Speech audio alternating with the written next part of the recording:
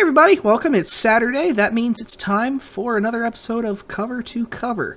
This week I am talking with a friend of mine about quite a few things. It's been a big thing on Twitter this week. I have noticed talking about various quote-unquote monstrous races in D&D and other tabletop games, specifically orcs.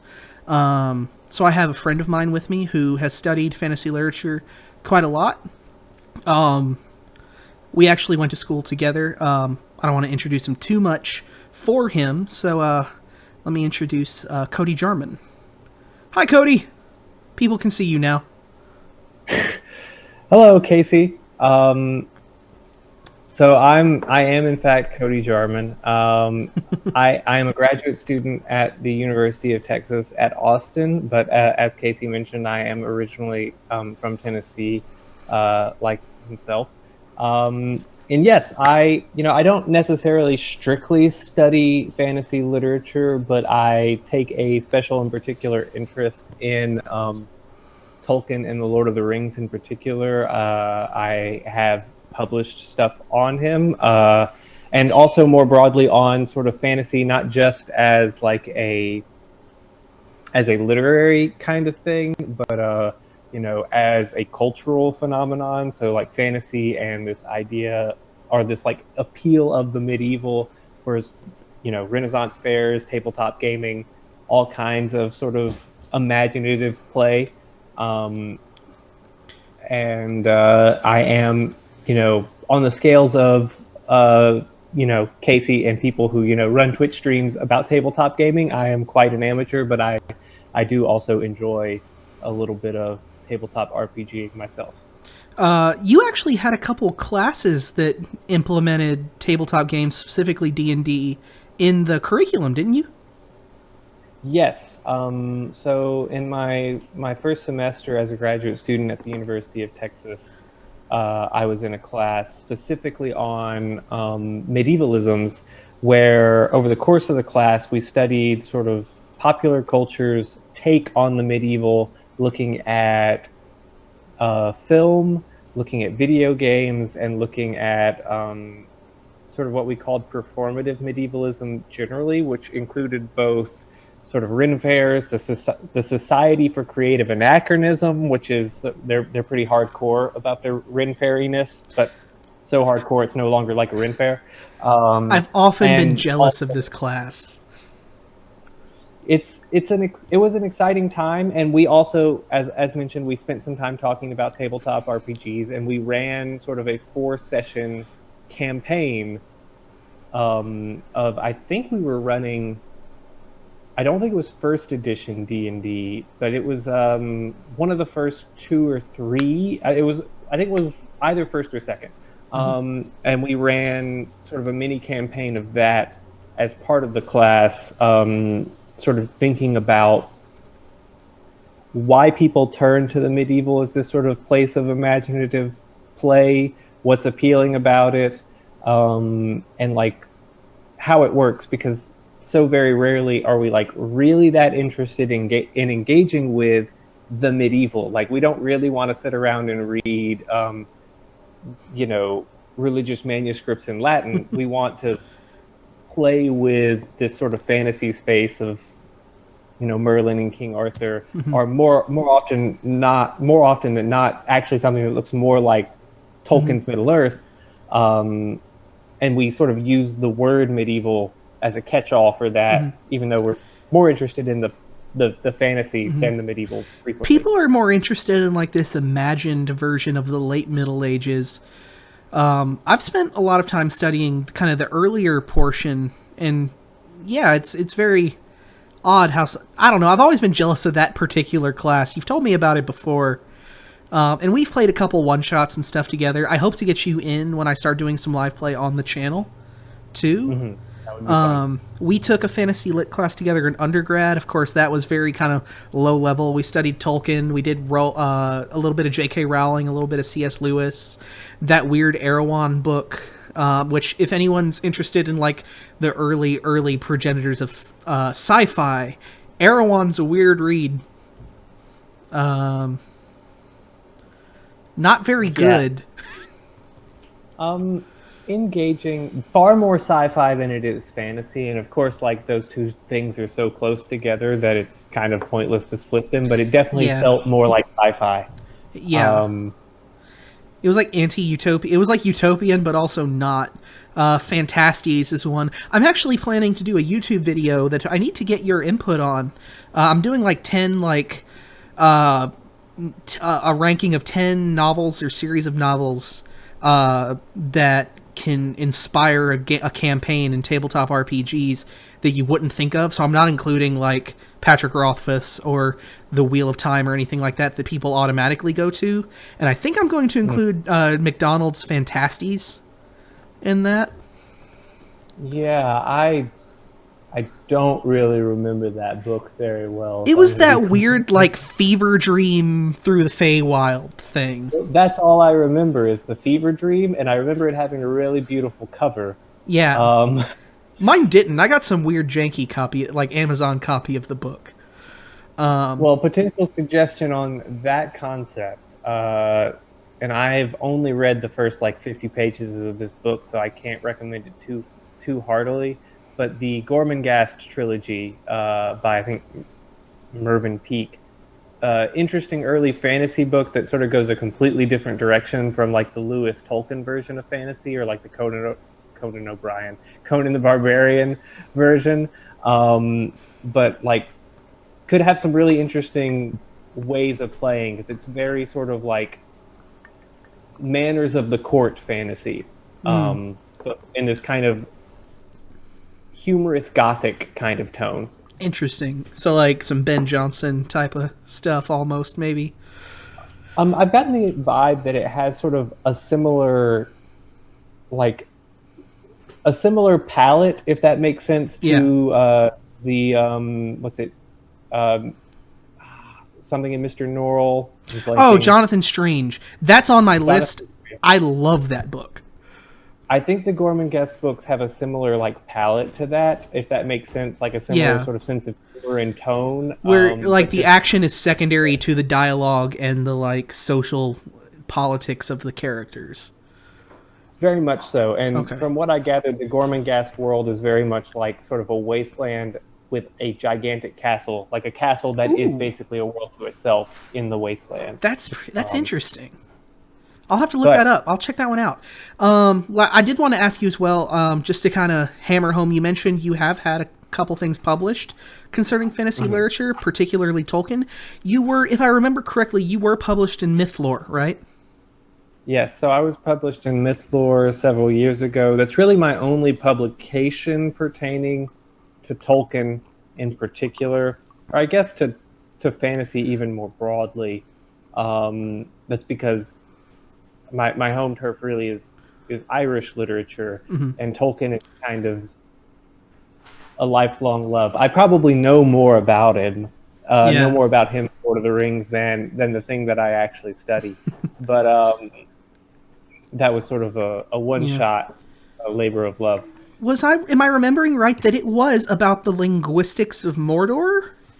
I think that's very vague, but That is a vague way of putting it. That's more or less accurate. Linguistics is maybe like it's not quite so scientific as that, but sort of the linguistic philosophies of Tolkien's characters, specifically how they approach metaphor, and particularly looking at the villainous characters in the book, and their sort of unwillingness to engage with metaphor in a very sort of literal sense, which is like, in a way, Sam Gamgee is like the classic type for this because Sam Gamgee is like really willing to engage with metaphor and stories having meaning.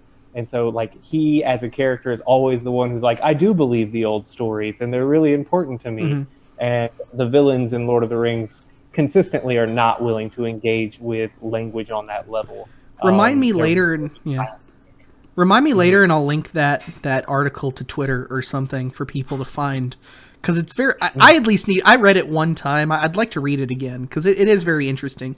And then the main thing you study, like you said, is Irish literature. And most of my knowledge of what you study is that I know you love James Joyce. Yes. I mean, love. I read James Joyce. Uh, yes, specifically modernist Irish literature, though I do sort of work more broadly outside of sort of literary modernism, which is kind of big scary word for like books that are hard to understand. Um, to think also just about, I guess, the cultural politics of Ireland, specifically in its struggle for independence from the British Empire. And that sort of connects directly into some of the stuff we're going to be talking to today, actually, really conveniently, in that in the process of doing that, I spent a lot of time studying how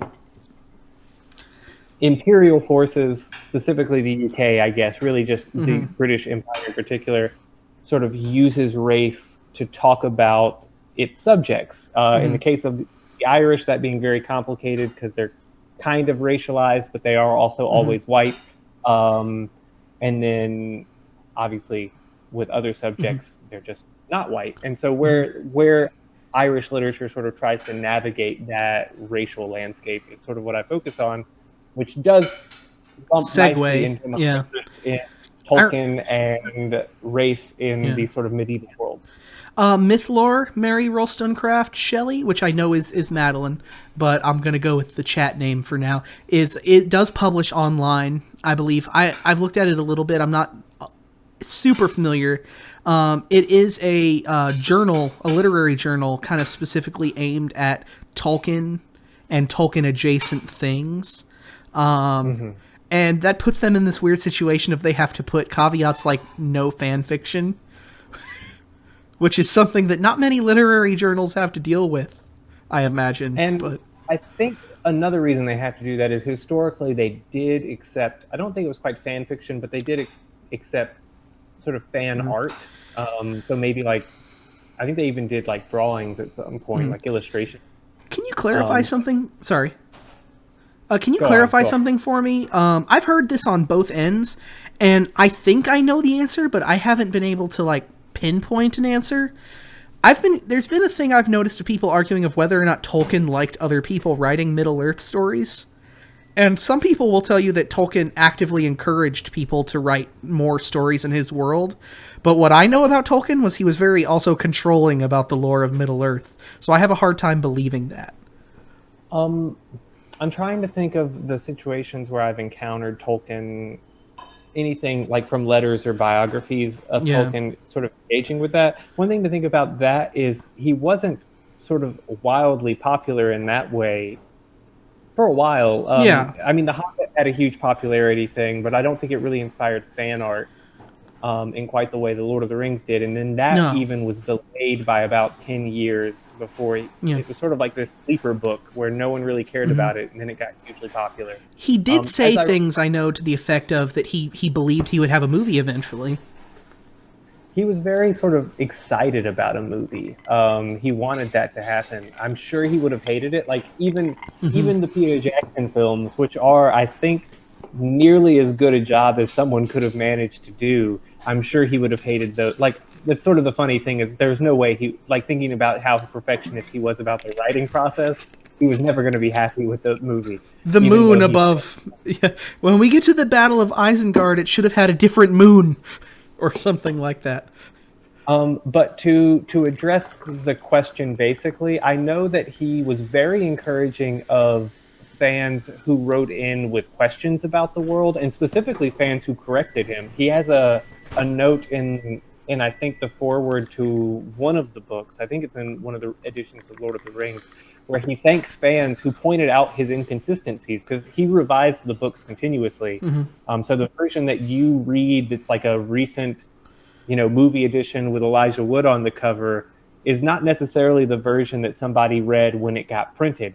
And that's because, like, someone might point out the moon was wrong here, doofus, and he was excited that he got that letter. He was not mad about it. And he was happy to go fix the moon phases and things like that. I can't imagine calling Tolkien a doofus. Yes, I imagine he probably didn't. But I like the thought. So that kind of fan engagement with the world he was a big fan of. In a way, I don't know if he could have really conceptualized the way fandom works now. So I don't know if he would have had an opinion of, like, fan fiction, because I mean, he was basically writing fan fiction, right? But he was writing fan fiction of Norse mythology, perhaps, Yeah. or not really Norse mythology, but sort of these old folk tales and things Yeah. like that. Um, I but will I don't know if he say, would have yeah. conceptualized that in full. Yeah. I will say, I think he could conceptualize the idea of fandom because C.S. Lewis. C.S. Lewis wrote a fan fiction about Tolkien saving Mars. Yes, so that is kind of true. There is the The Silent Earth or the Silent Planet trilogy, Space Silent Trilogy. Planet trilogy. And Yeah, I'm the not. Space Yeah, trilogy starts with Out of the Silent Planet. That's it. I don't want to get too like off the rails, but I just love stuff like that. The Space Trilogy is really good, and the main character Charles Ransom is just Tolkien. He's just Tolkien. He's a philologist from Tolkien's school named Ransom, and he's described by Tolkien's physical description. It's pretty great. It's sort of made all the stranger by the fact that he's not just Tolkien, he's also sort of just Jesus. C.S. Lewis really loved his friend Tolkien. Yes, I mean, it's an interesting move. To make Jesus a lion is one thing. To make Jesus your friend is another. C.S. Lewis was just seeing how many people he could make Jesus. How many people and things. Yes, he was gung ho about it, to be sure.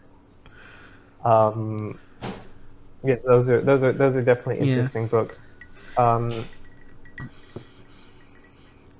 But yeah, I can't think of a specific time Tolkien commented on sort of imaginative work drawing on his world.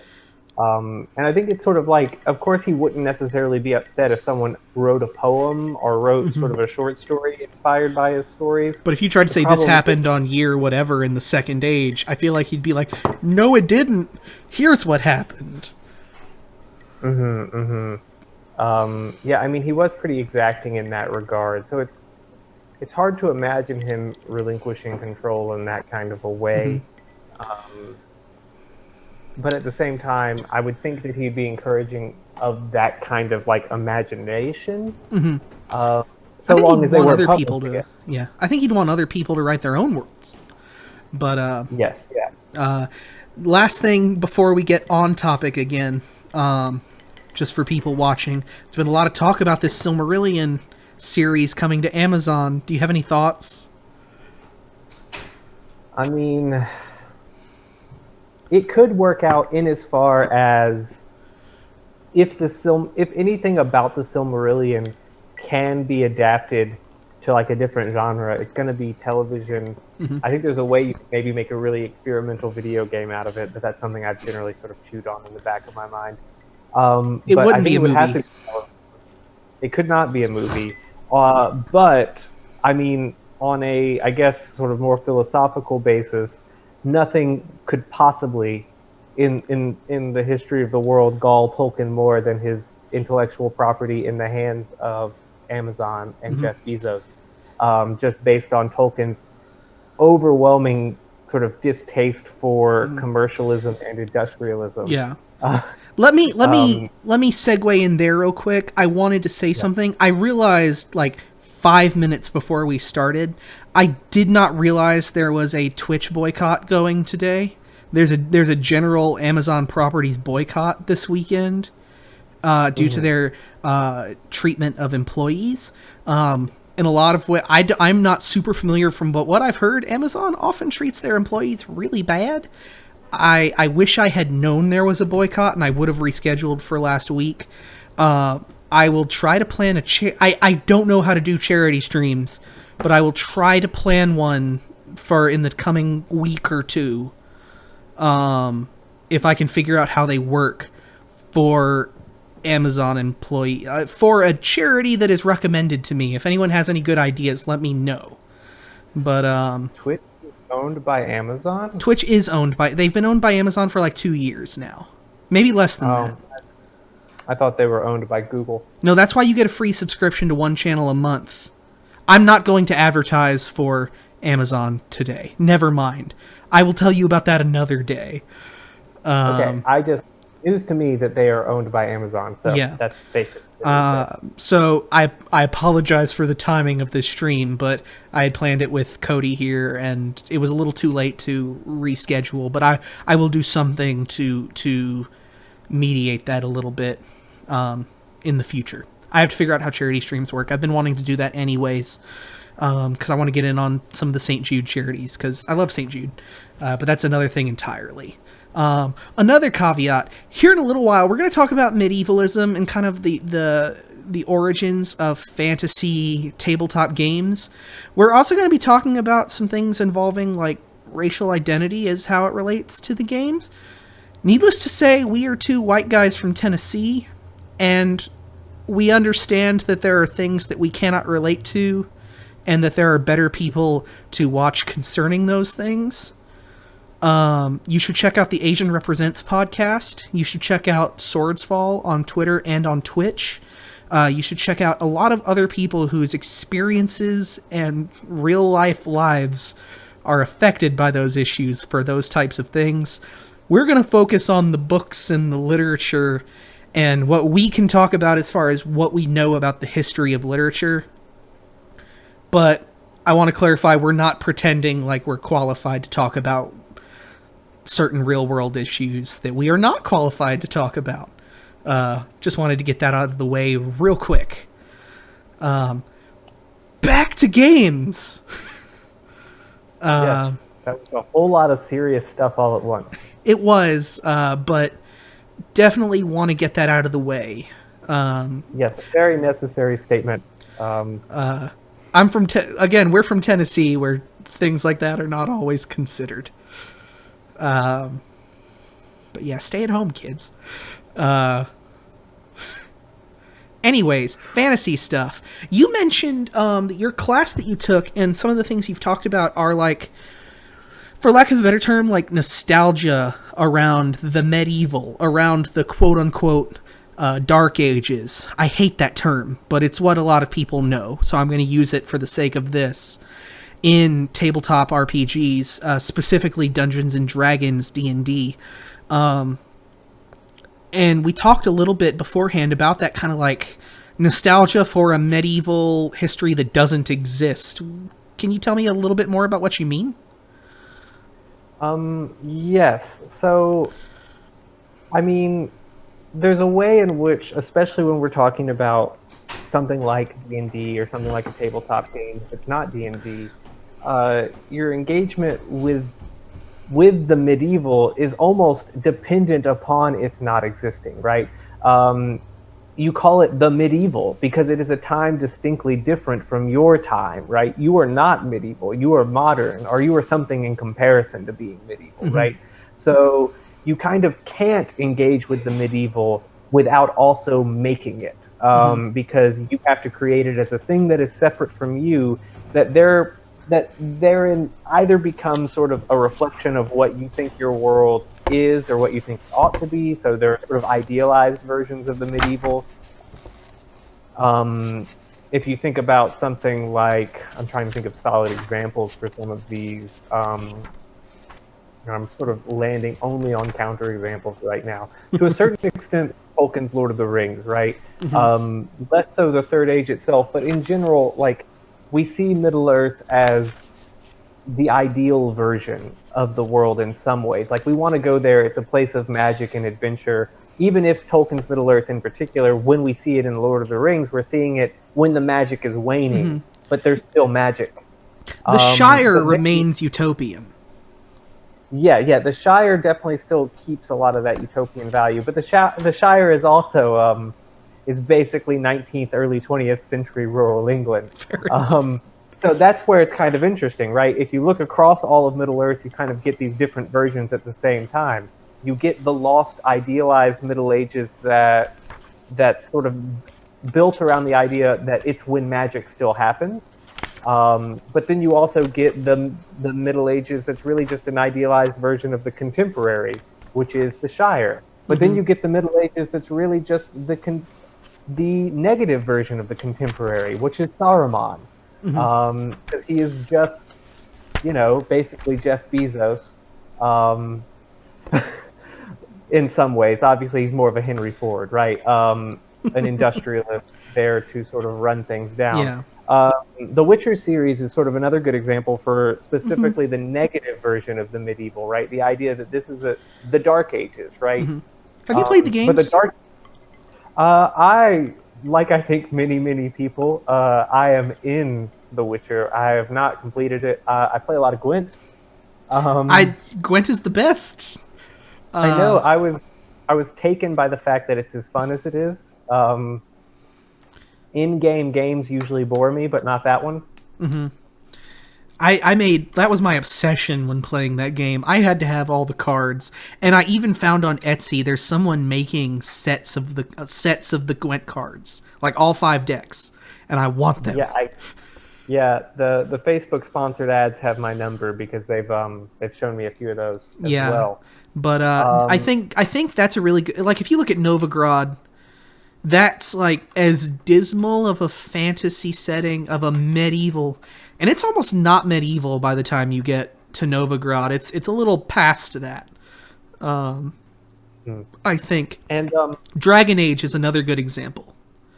yes, and another sort of point to make on that, like as far as it kind of always being this artificial construction, or at least semi-artificial construction, is to even look at a lot of the most sort of popular or most widely read examples of sort of medieval or early English literature. It's usually about when it was better before, right? The Wife of Bath's tale starts with things having been magical in the past. I'm referring specifically to The Canterbury Tales. the Wife of Bath from the Canterbury Tales. I know you know, Casey. I want to make sure I'm contextualizing properly. Um, Even so, you know, something like Mallory's Le Morte d'Arthur is very much sort of at the tail end of this and looking back at the romance that maybe is going away. There's even some hints of this with something like Beowulf, right?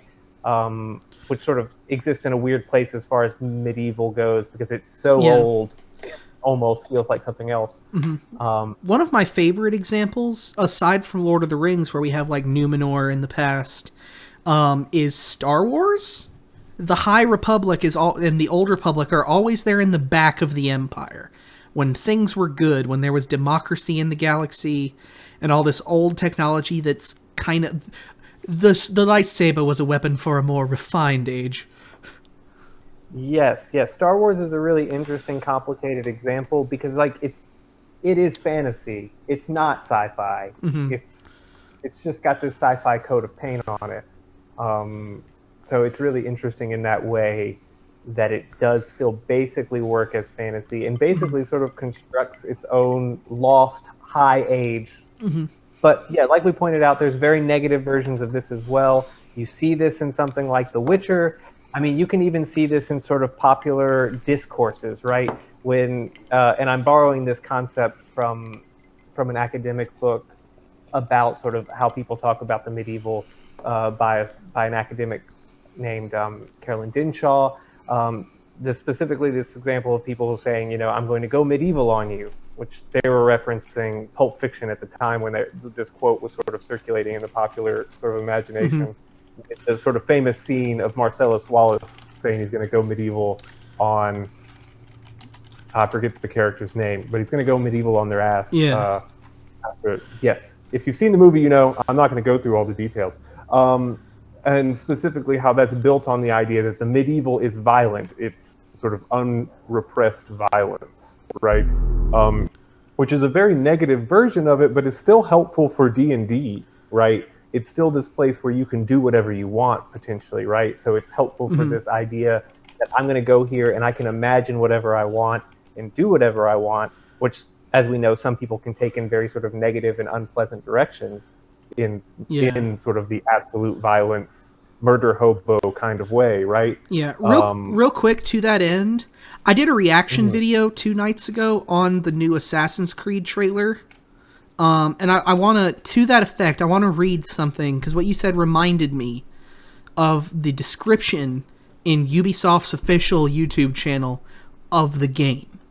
So I'm going to read 2 little selections from that. Needless to say, Valhalla, it's talking about Norse. but in a lot of ways, not all the time, but Norse and like medieval England are inherently tied together. A lot of the time in their traditions, and especially specifically literary tradition, not historically, but they mix a lot because of settling and stuff like that.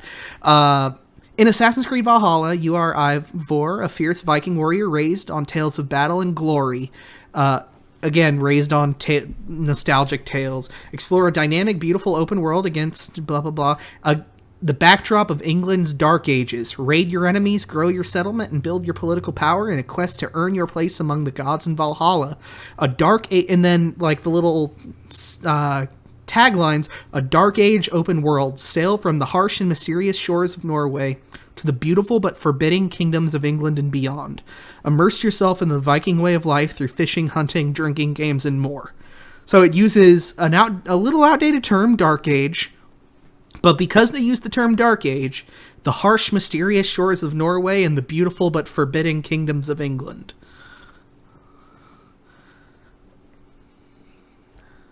Yes, it's definitely drawing on some of that language. I was really interested that they made that game at all. I've been waiting for it. I knew it would happen. Yeah, I mean, that's sort of the point of Assassin's Creed to a certain point. They have, like, so much time to play with. And, like, I think since Skyrim in particular, everyone sort of wants to get a piece of, like, the Viking pie. This one's drawing more from the show Vikings. From the trailer, I feel like they're trying not to get too Skyrim-y about it. Though they're going to. That's what it is, too. But the show Vikings, I think, is where they're getting their, like, derivation from.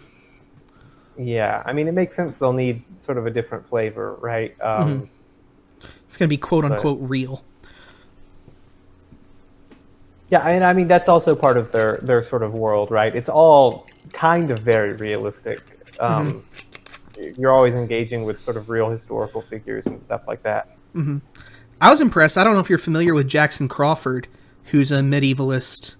Really a linguist more than anything, but he's a literary expert. He's a translator by trade. But he has a great YouTube series on Norse and Old English mythology. And he was the main consultant, historical and cultural consultant for the game. I believe his YouTube channel is called, like, The Viking Cowboy or something like that, because he wears a big Stetson hat. I'm not familiar with it. I will keep that in mind. They are usually pretty careful historically, I think. I think that's fair. The Assassin's Creed franchise.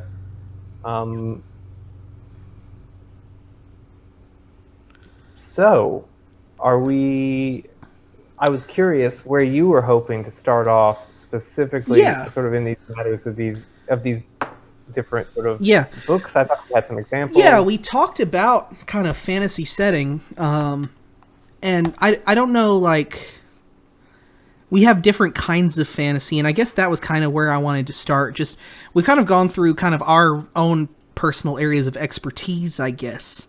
Normally on this channel, we have a particular, like, publication we're looking at. Today we're kind of going through a bunch of them. And all this talk about setting is just part of it, but to kind of go with that, we have, like, the Dungeon Master's Guide has several different kinds of takes on fantasy. It separates it into historic fantasy, sword and sorcery, epic fantasy, and mythic fantasy. A lot of this is, I guess, kind of talking about, like, inspiration and where you can go with things, right? So Zweihander has a more almost Victorian take on fantasy. We talked about Zweihander on this channel previously. Of course, there's games like Genesis, and then there are games nowadays that are not fantasy at all. We're going to talk a little bit about kids on bikes. It's a modern setting. It's just kind of interesting, I guess. That end, and kind of where people can draw from is almost limitless in that regard.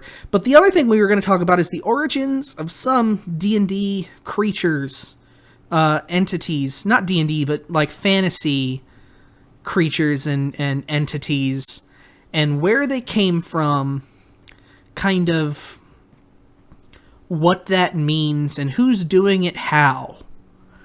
In specifics, I think we talked about looking at orcs, hags, and dwarves. And we're going to look at some character entries from different monster manuals from different games and see how they kind of treat that kind of thing. And yeah, we're just going to take a look. I guess we'll start with, I said orcs first. Cody, you and I were talking a little bit before that orcs are a Tolkien original derived from goblins. The terms became, I guess, interchangeable with Tolkien. Almost, right? Essentially, right? Like, and this is something that Tolkien himself is not super consistent about, I think, in the books. Goblins do seem to be like small orcs, but they don't really seem to exist as utterly separate creatures. But and that's something that's sort of strange in the Tolkien world in general. Like there's definitely some like implied hierarchies or even kinds of like caste systems within orc society that you just never learn about, but you get like these tiny little glimpses of. So maybe they're a sort of subset of orc in that capacity, but they're essentially orcs. Yeah. The term orc didn't come up much in The Hobbit. It was a later addition, if I remember. I seem to think that it was orc or goblin through maybe all of The Hobbit. It was the Goblin King. I think that that's true. And they have, their strongholds in Gundabad in the north. Yeah, it's definitely goblins. And so it might even just be as simple as wanting to sort of differentiate orcs from sort of the mythology. If anyone has questions, by the way, feel free to ask. We will answer as best we can. Especially considering, like, orcs are a bit scarier than goblins, really. Like, yeah, they're militant. Yes, and so it could just simply be a matter of, like, goblin doesn't have the connotation that he wants it to have, right? And I think, if I remember correctly, in very, very early drafts of the Silmarillion, which sort of strangely, he starts long before he even starts The Hobbit, and it just never gets finished. The elves are gnomes. He calls them gnomes in very, very early drafts. I didn't know that. Yes, and so it could be, and I don't know if I've ever read specific notes about why he made that shift, but I mean, elf sounds far more impressive than gnome, right? Gnome brings to mind garden gnome, which probably is sort of like goblin. Goblin doesn't bring to mind sort of a large threatening creature in the way that orc. Not at all. This is a purely like sort of literary sort of trivia thing. The only other instance I've ever seen of the term orc being used is in William Blake's mythology, and I see no evidence that there's sort of an overlap between Tolkien's usage and the William Blake orc. Something that catches my eye, and this is just kind of something I don't get, it's kind of weird to me. The Tolkien estate would not allow the use of Hobbit by Gary Gygax and the D&D crew. They allowed orc. That is interesting. I mean, that definitely does suggest that perhaps the origins do supersede Tolkien in some way, even if there's a way that... I mean, I've looked into it and I've never seen any particular evidence of another usage. Maybe he was just more possessive of The Hobbit. That could be fair. And I mean, that is also the title of one of his books, right? So to give them permission to use that suddenly gives them sort of this weird power over the word that's the title. I think it was Christopher that had the problem, too. Not Tolkien himself. I think it was Christopher Tolkien that was in control at that point. I think he was already the, like, overseer of the estate by that point. I'm not sure on that. My hunch would just be that it's because it's the title would be the biggest difference between those terms. So that they need to be a little bit more controlling of that. But I mean, that does still lead sort of naturally into part of what we're talking about as far as these sort of like lines of influence, like halflings or hobbits, right? And they're not really trying to not be. And the very fact that they were attempting to call them hobbits outright suggests sort of the depths of the race system in D&D that obviously sort of goes forth to influence not even always race systems, but just sort of how characters are created in tabletop games so broadly, even when they're not necessarily being based on races. Star Wars, it's species, I suppose. The fact that this sort of traces itself back to the race system in Tolkien's world, and so how he's sort of setting the tone for how these games create these racial categories. To that end, let's actually look real quick at what the player's handbook says about race. I've been slowly changing the wording I use in my own games. I don't use the term race as much as I use species nowadays. That's largely kind of an accuracy thing for me. And also trying to use a less charged term, I suppose. It's kind of a combination of the two. And I feel like a lot of games have gone that route. We're starting to see a lot of games throw out not just the term race, but this whole mechanic, this whole idea. I recently saw Swordsfall on Twitter. I'll save this till... Let's read real quick. Let's read something. I'll switch it so everyone can see. That's not right. Let's try this again. That's not right either. Open the right display, Casey. There we go. They cannot see you at the moment, Cody. Sorry. Okay. Lucky Here. them. We'll do this. Now they can see you again. We got to have our guest. Okay, I see. Yes, I'm following along on the screen, so I can follow along with these this book. The margins on D&D Beyond make it really easy. Okay, choosing a race. The first thing that comes to... A visit to one of the great cities in the worlds of Dungeons & Dragons, Waterdeep, the free city of Greyhawk, or even Uncanny Sigil, overwhelms the senses, voices shatter. So, cities are cosmopolitan in D&D, is what it describes. And the people themselves, people of various size, shape, and color, dressed in a dazzling spectrum of styles and hues, represent many different races, from diminutive halflings and stout dwarves to majestically beautiful elves, mingling among a variety of human ethnicities. Interesting that the word ethnicities comes up too, like separate from like that fascinates me a little bit.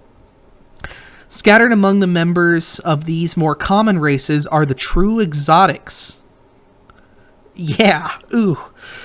A hulking dragonborn here pushing his way through the crowd, and a sly tiefling lurking in the shadows with mischief in her eyes. A group of gnomes laughs, that sentence bothers me, as one of them activates a clever wooden toy that moves of its own accord. Half-elves and orcs live and work alongside humans without fully belonging to the races of either of their parents. And there, well out of the sunlight, is a lone drow, fugitive from the subterranean expanse of the Underdark, trying to make his way in a world that fears his kind. So, right there, a few things. That's such a fascinating introduction to races. Which edition are we looking at? This is 5th edition. This came out in 2000. When did this come out? After 2012 or so. It's not that old. I mean, in a way, the first paragraph suggested to me that it had to be pretty new, right? Because this first paragraph is very. At the risk of throwing out useless academies, it's very sort of neoliberal multiculturalism, right? So it's like, oh, look at how great our cities are. No one's racist because everyone's represented in this sort of way, right? So it's very sort of on point, especially for around the time period you're saying it came out, around the early 2010s area. What I'm interested in is how they've sort of lumped their racial categories into sort of, there's a certain kind of quote unquote normal race that they're not going to racialize anymore, that they're not going to essentialize or base on stereotypes. But then there are the exotics at the end that they are still going to do that to. And it's kind of bizarre that they've basically created a subcategory of like quote unquote normal D&D races. Mm-hmm. The exotic. Yes. And I think if you asked someone at Wizards, and you'll know on this channel I don't particularly go out of my way to criticize Wizards, but I'm definitely like I purposefully ignore Wizards publications on this channel for the most part. I want to talk about third party, but this seemed like a good talk to have. I lost where I was going with that because I stopped for that caveat. Not criticizing Wizards.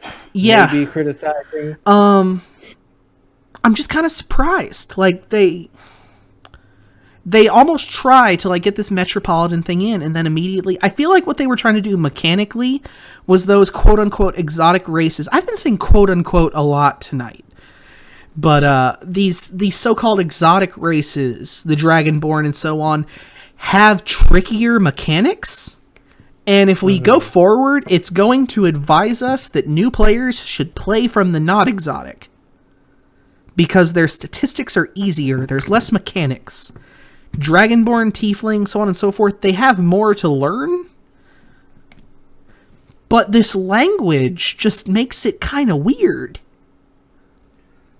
Yeah, and I think some of the stuff you brought up there is some really useful stuff to like 2014, emphasize. by the way. Oh, 2014, same time window, more or less. Yeah. Though pushing into our own sort of new age on racial discourse. But what's really, I think, something worth stressing as we think about how these things work is, and in a way, it's the thing that causes all the problems, right?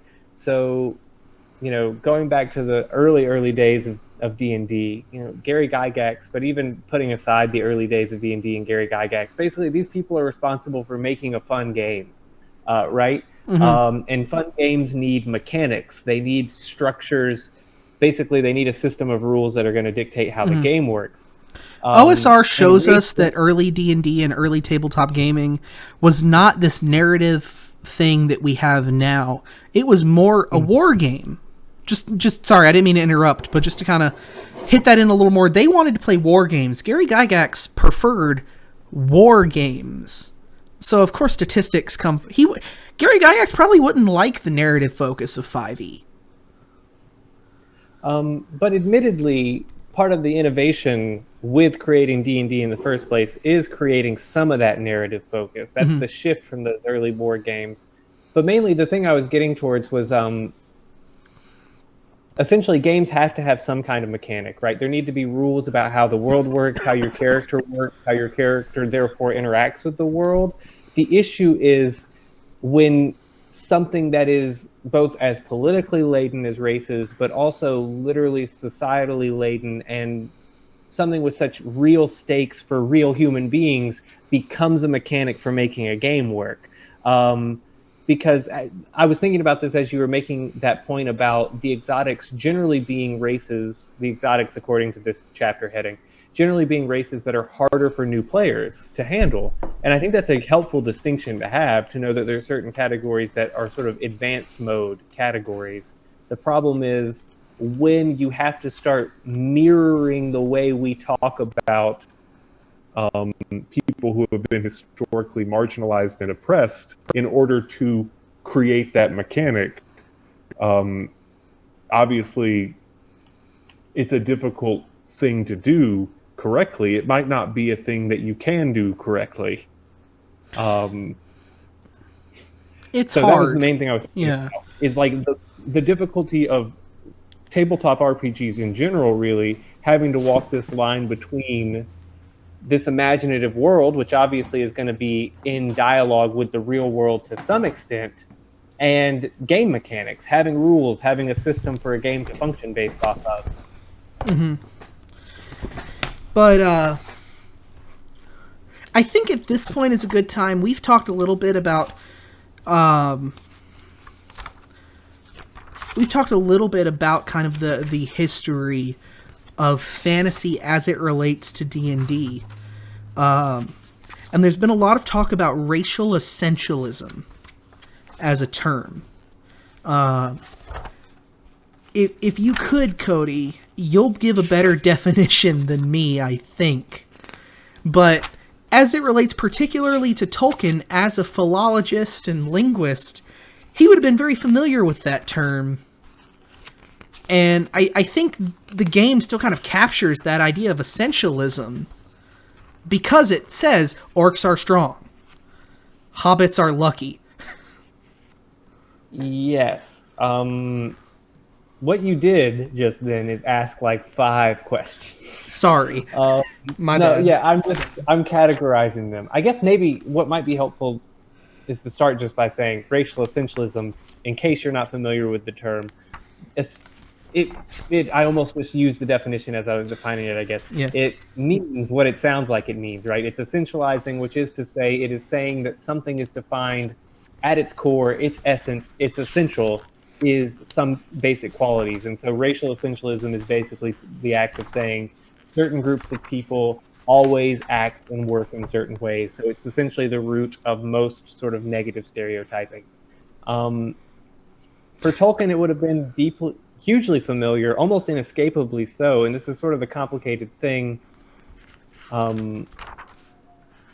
about dealing and talking about race when it comes to Tolkien, because I know it's a hugely sort of hot button issue that's very complicated if you're a Tolkien fan in particular like myself. But Tolkien as a trained philologist would have been essentially steeped in racial essentialism, even beyond what his personal opinions on anything would have been, which is not necessarily me saying he was not a racial essentialist in some ways, but saying that as a professional philologist, the entire sort of system that he was working on under was based on the idea that certain groups of people had certain qualities that inherently made them behave in certain ways, inherently made them gravitate towards certain languages, even in the case of philology, right? It's the study of languages, which especially in a little bit before Tolkien's time, really, so especially in, say, the late 1800s, is essentially like philology and the study of language and the study of race are almost just the same thing. Primarily the way people tried to define and understand racial groups was by tracing linguistic trees, which means that essentially as a philologist, one could say, and this is the kind of thing that someone would love to take out of context on me, so I'm going to say it anyway. As a philologist, one could just as easily say that Tolkien was kind of a professional racist, in that that's how philology worked at the time. It was an act of sort of defining and understanding racial groups via language. Now, Tolkien, less so than some others, because he is working, like he's not trying to sort of define sort of racial outgroups, right? He's working on the history of Europeans, but then that's of course what he's going to be doing because that's the only language that's sort of really recognized as real in his time. And what I was trying to do earlier, Cody, was I was trying to ask you to define racial sensationalism. I can't talk. Racial essentialism. And then I felt bad about it halfway through asking you, and I was trying to, like, ask something different. But well, I mean, I think all of that was, like, helpful stuff to know for thinking about the race system in D&D or in tabletop RPGs more broadly, because essentially, it's based on 19th century philology. And it's to clarify or to really highlight that it still is. I'm going to go a little bit forward in the player's handbook and read choosing a race. Humans are the most common people in the worlds of D&D, but they live and work alongside dwarves, elves, and halflings. Not every intelligent race of the multiverse is appropriate for a player-controlled adventure. Okay, so that's just Bob. You know, that's just saying, like, you shouldn't, or why we didn't allow mind flayers. Your choice of race affects many different aspects of your character. It establishes fundamental qualities that exist throughout your character's adventuring career. When making this decision, keep in mind the kind of character you want to play. For example, a halfling could be a good choice for a sneaky rogue, a dwarf makes a tough warrior, and an elf can be a master of arcane magic. Your character race not only affects your ability scores and traits, but also provides the cues for building your character's story. Each race's description in the chapter includes the information to help you roleplay a character of that race, including personality, physical appearance, features of society, and racial alignment tendencies. Racial alignment tendencies. These details are suggestions to help you think about your character. Adventurers can deviate widely from the norm for their race. It's worthwhile to consider why your character is different as a helpful way to think about your character's background and personality. So they add that caveat in there at the end, like, like, you can do whatever you want, but you're weird if you do. Like, that's what you just defined. Halflings are sneaky rogues. Yes, and I mean, it is really complicated, as I mentioned before, because, like, it's gonna help the game in some ways to have some of these running, right? To have a mechanic for how to build a character is going to be helpful for people who maybe haven't played before. But then when it's based on potentially sort of perpetuating not even obviously real world negative stereotypes in the case of some of these races, but it sort of depends on thinking racially, which is not necessarily a good thing to encourage. No, it's just a weird, like, if you talk with, like, I've listened to a lot of interviews with Chris Perkins and Jeremy Crawford and the D&D team, and no, I don't want to say what I was about to say. They seem like I'd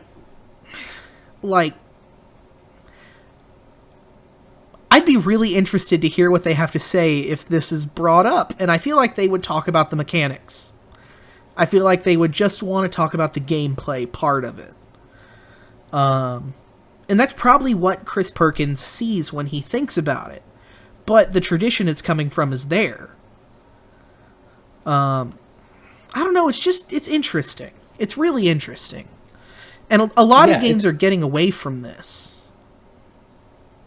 And it's really complicated just thinking about, I mean, what these individuals are game designers, so obviously that's going to be how they approach this.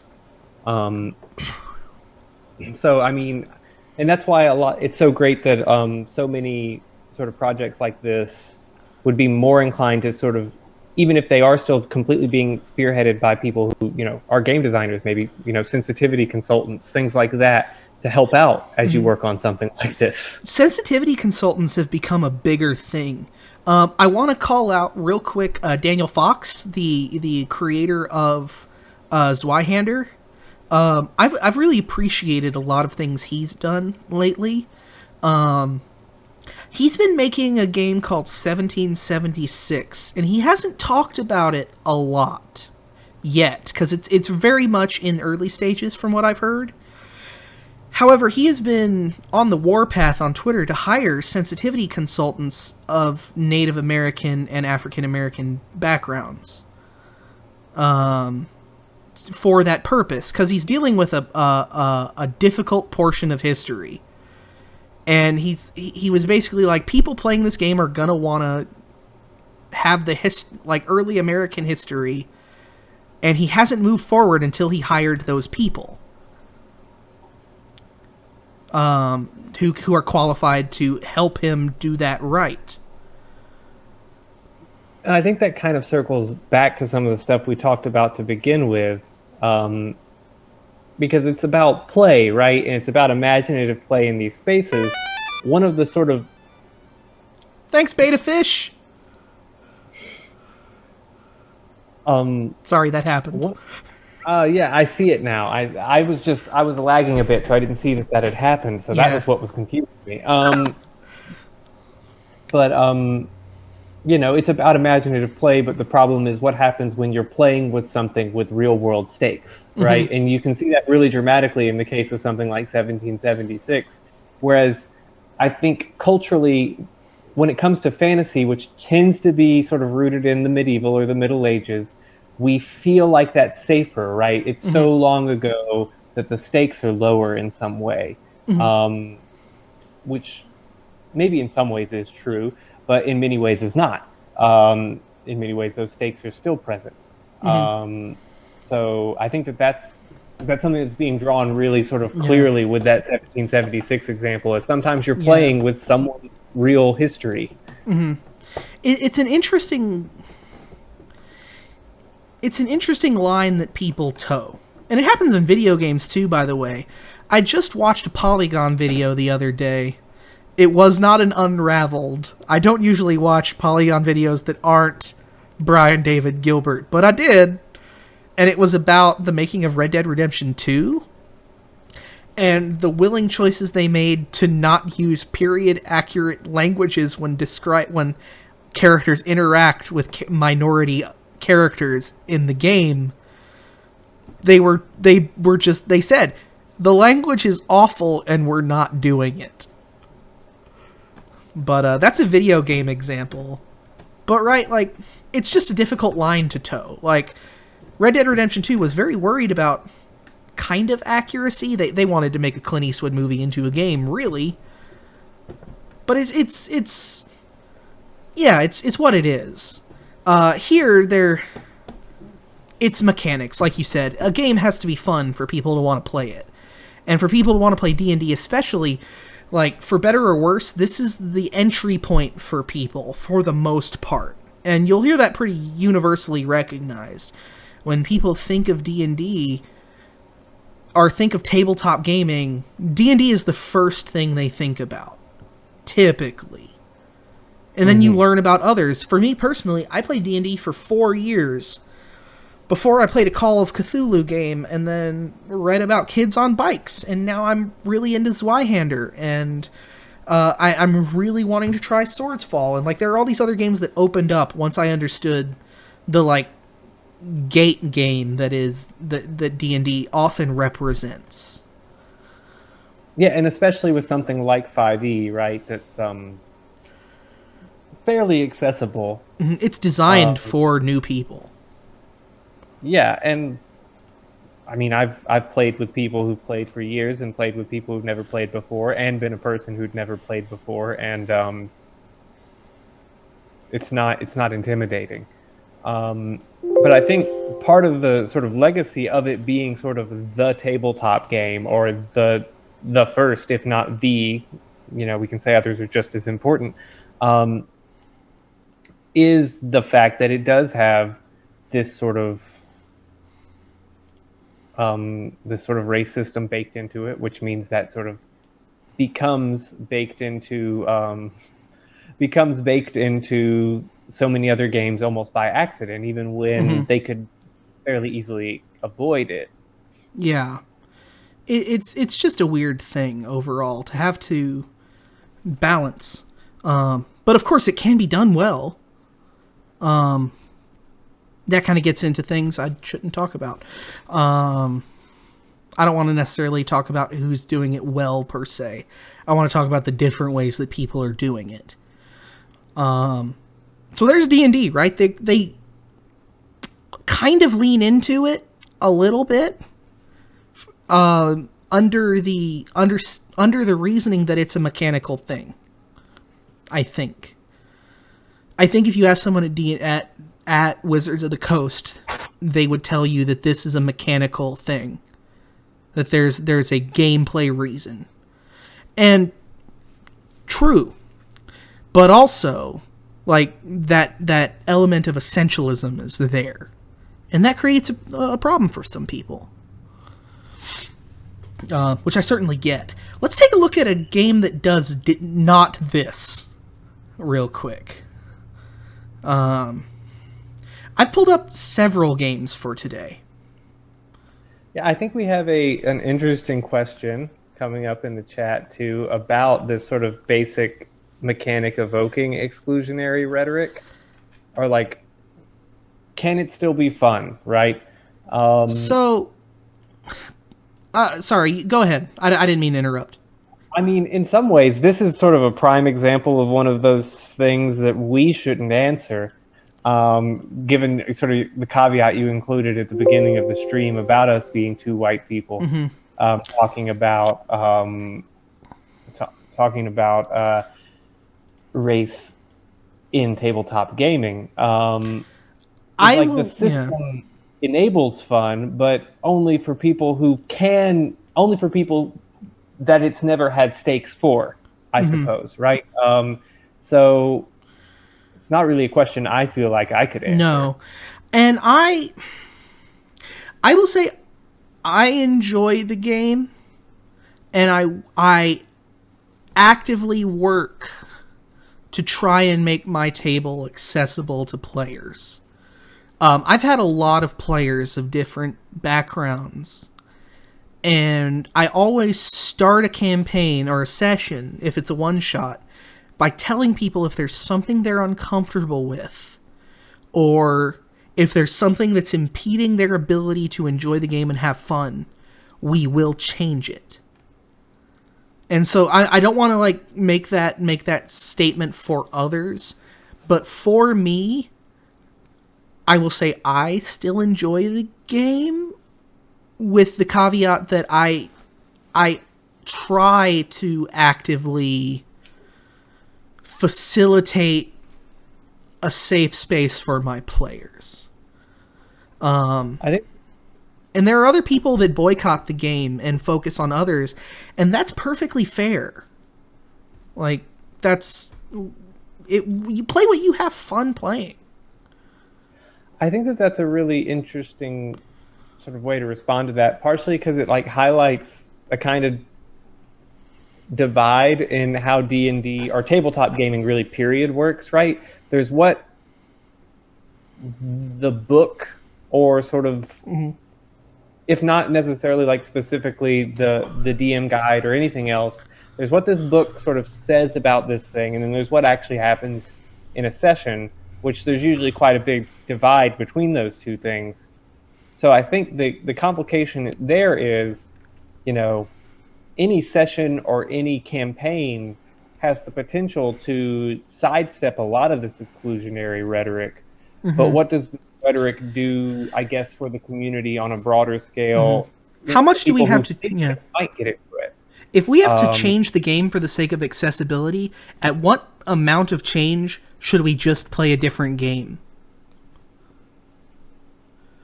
I think that's a really good question, especially partially because of how sort of malleable, especially something like 5e is, right? Like in a way, you can kind of just borrow the number system and skin whatever you want.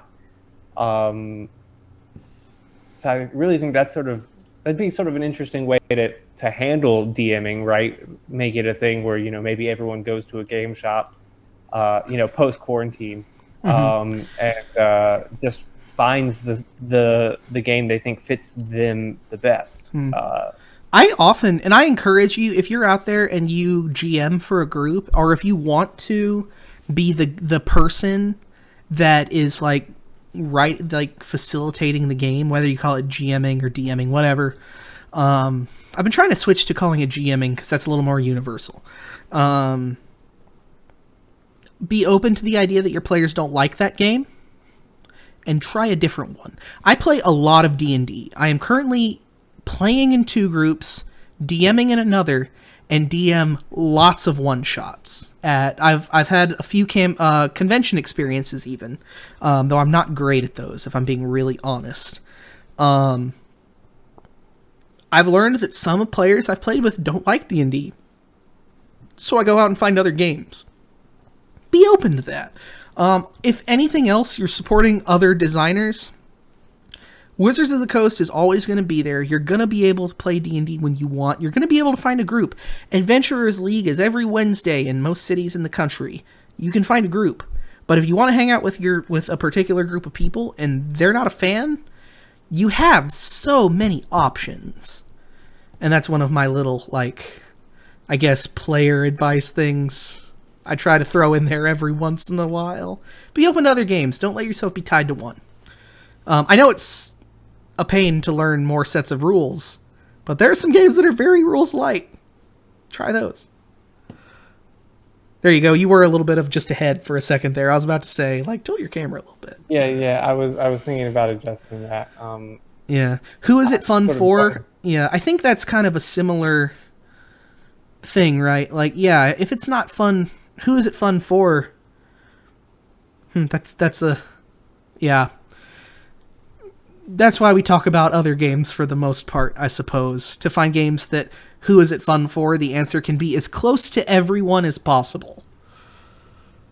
And I think it's also a good point for where sort of tabletop RPG communities have to make a commitment to making it fun for more people.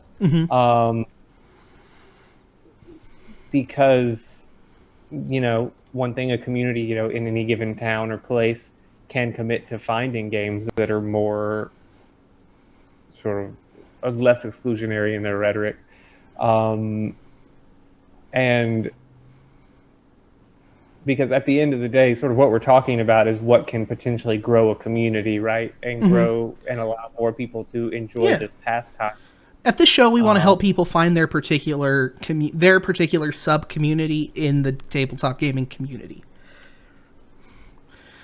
But yeah, let's take a look at another real quick. A book that handles this as differently as I can think of off the top of my head. Or that I have in my collection. My collection is very much growing.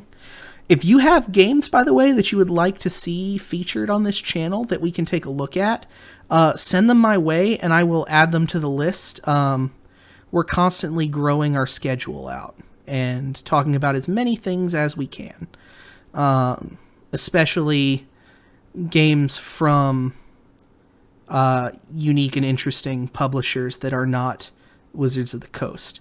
But let's take a look at Kids on Bikes. I featured this a few weeks ago. It's a great game that is in the vein of, like, think of the Goonies and like I'm trying to think of some other, like R.L. Stine Goosebumps or Stranger Things is the one most people know, right? Where you play as kids in a small town dealing with some kind of supernatural problem. My layout is getting all weird. There we go. This game doesn't have fantasy races per se. Do you mean by what do we mean by mechanical accessibility? I think mechanical accessibility, as far as we're talking about, refers to the game being simple enough for people to understand, right? And I don't want to speak for Mary Wollstonecraft Shelley. Mary Wollstonecraft Shelley actually just responded. Game mechanics, like how easy it is to learn. So exactly like you were saying, which can be intimidating, especially with some of the really rich tabletop RPGs that exist. I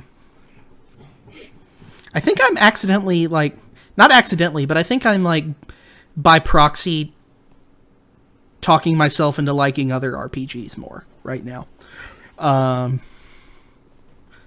But that might be a good thing.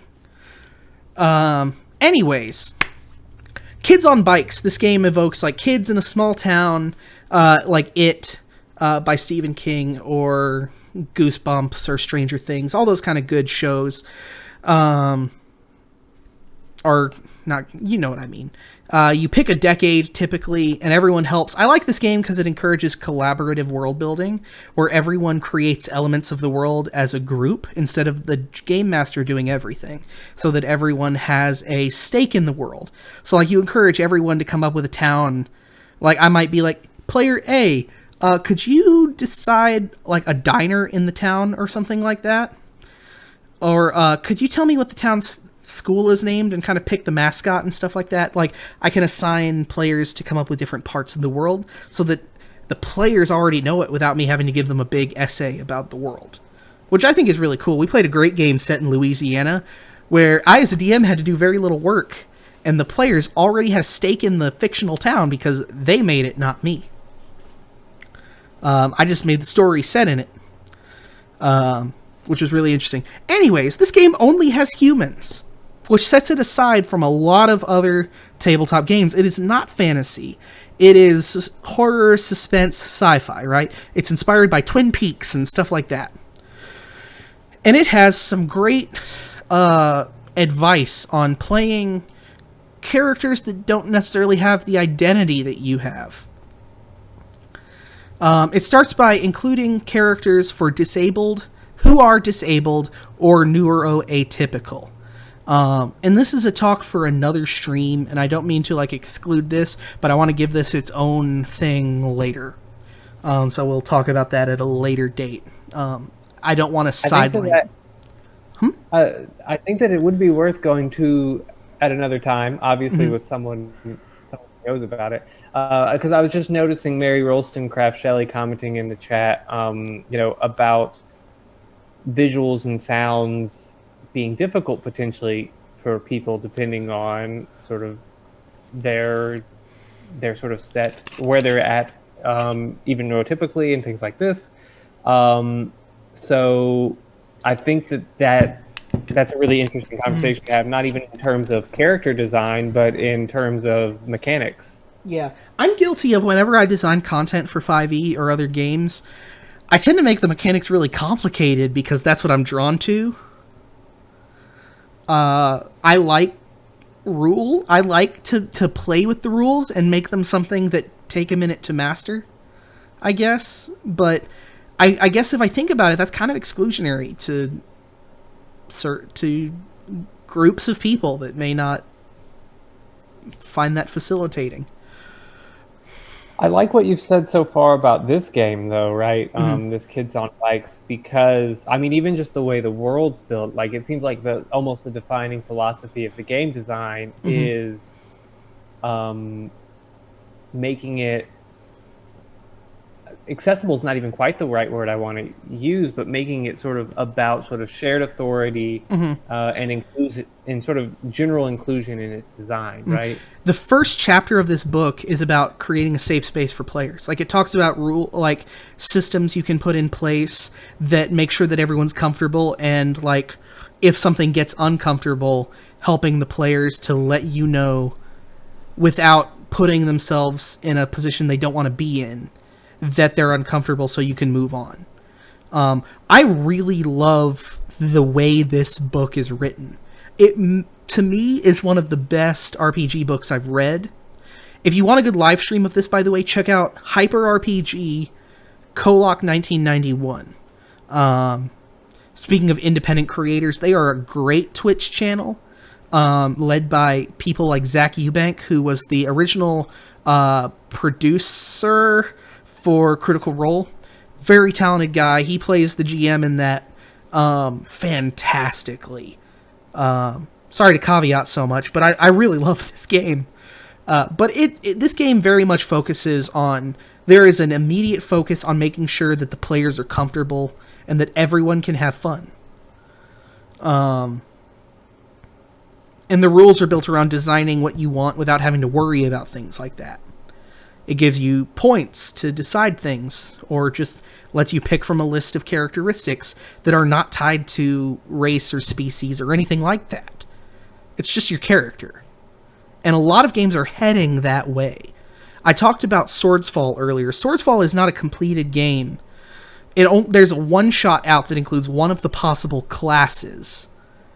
But my understanding is Brandon Dixon also intends to include skill points as instead of to design your own character's physical characteristics instead of a race system.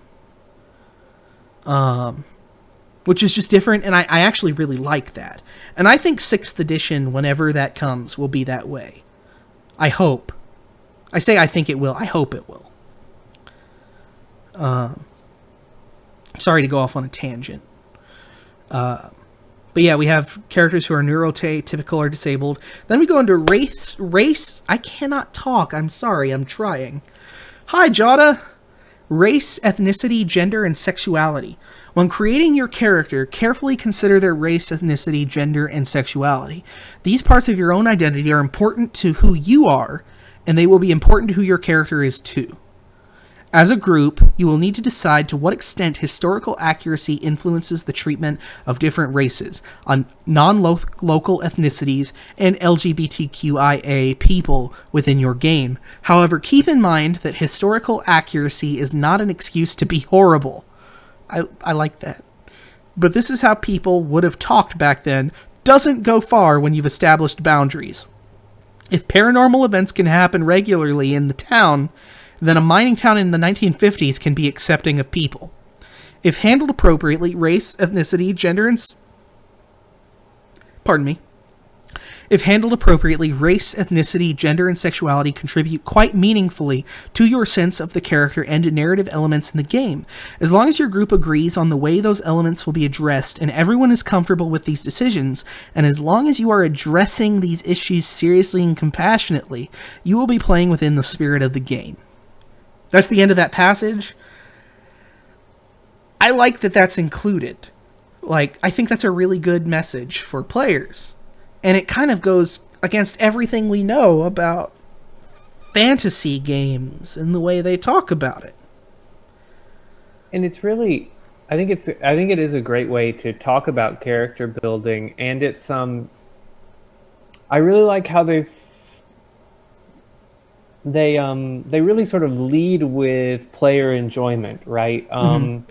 Which I think is really important for thinking about the ways people usually complain about these things, right? Like, in a way, if you described this race, ethnicity, gender, and sexuality description in the abstract to a lot of people who would be more skeptical, you know, you'd hear things about sort of PC tone policing, those kinds of ideas, right? But the whole point of this is not to police. It's to encourage discussion. Yeah. Yes.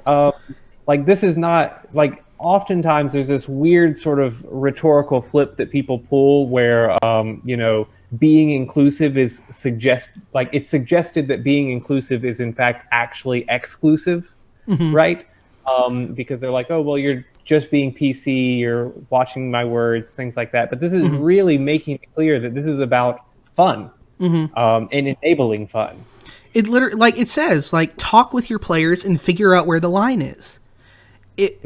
And this has been another big debate on Twitter as far as, like, including certain charged topics in games. I know with me, straight up, I tell players that there are things I'm not okay with including. I don't include, for the most part, like, no, that's not my place to talk about, per se. But there are things I don't like to include. I don't include issues of human traffic, or like, the trafficking of intelligent peoples. Because I find that distasteful, and it's a real-world issue that deserves more than being cartoonified in a tabletop game. That's one of my own. And then there are other issues where, like, players might not be comfortable. And this game isn't saying, like, don't cover those things. It's saying, do what your players are comfortable with. And I think this is the way that modern games are headed. I don't know that, but I think so. Also, as far as mechanical accessibility, it's literally just stripping that part of the mechanics out so you don't have to think about it. Yeah, I mean, and especially with what I've gathered about this game from what else you've already said, you know, with the added sort of responsibility of world building, almost it's like the player is responsible for so much more. Why would they even want to, you know, have to keep up with their +2 modifier on this or whatever, however the game might have made something like race work. This seems like a really great way to address a lot of things that sort of are in the baggage from the original D&D version.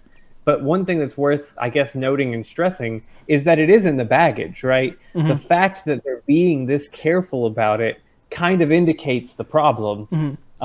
Let's give on a larger scale. Yeah. Let's give the authors some credit here real quick. I should. John Gilmore and Doug Lewandowski are the makers of this game. It's fantastic. At least I think it's fantastic. If you want to find it, you can actually find a link just below the video feed in the descriptions. There's a section that says TTRPGs, and this is one of the links you can click. It'll take you straight to their site. This game is actually pretty cheap if you buy it as a PDF. I am not endorsed by them in any way. I just love the game.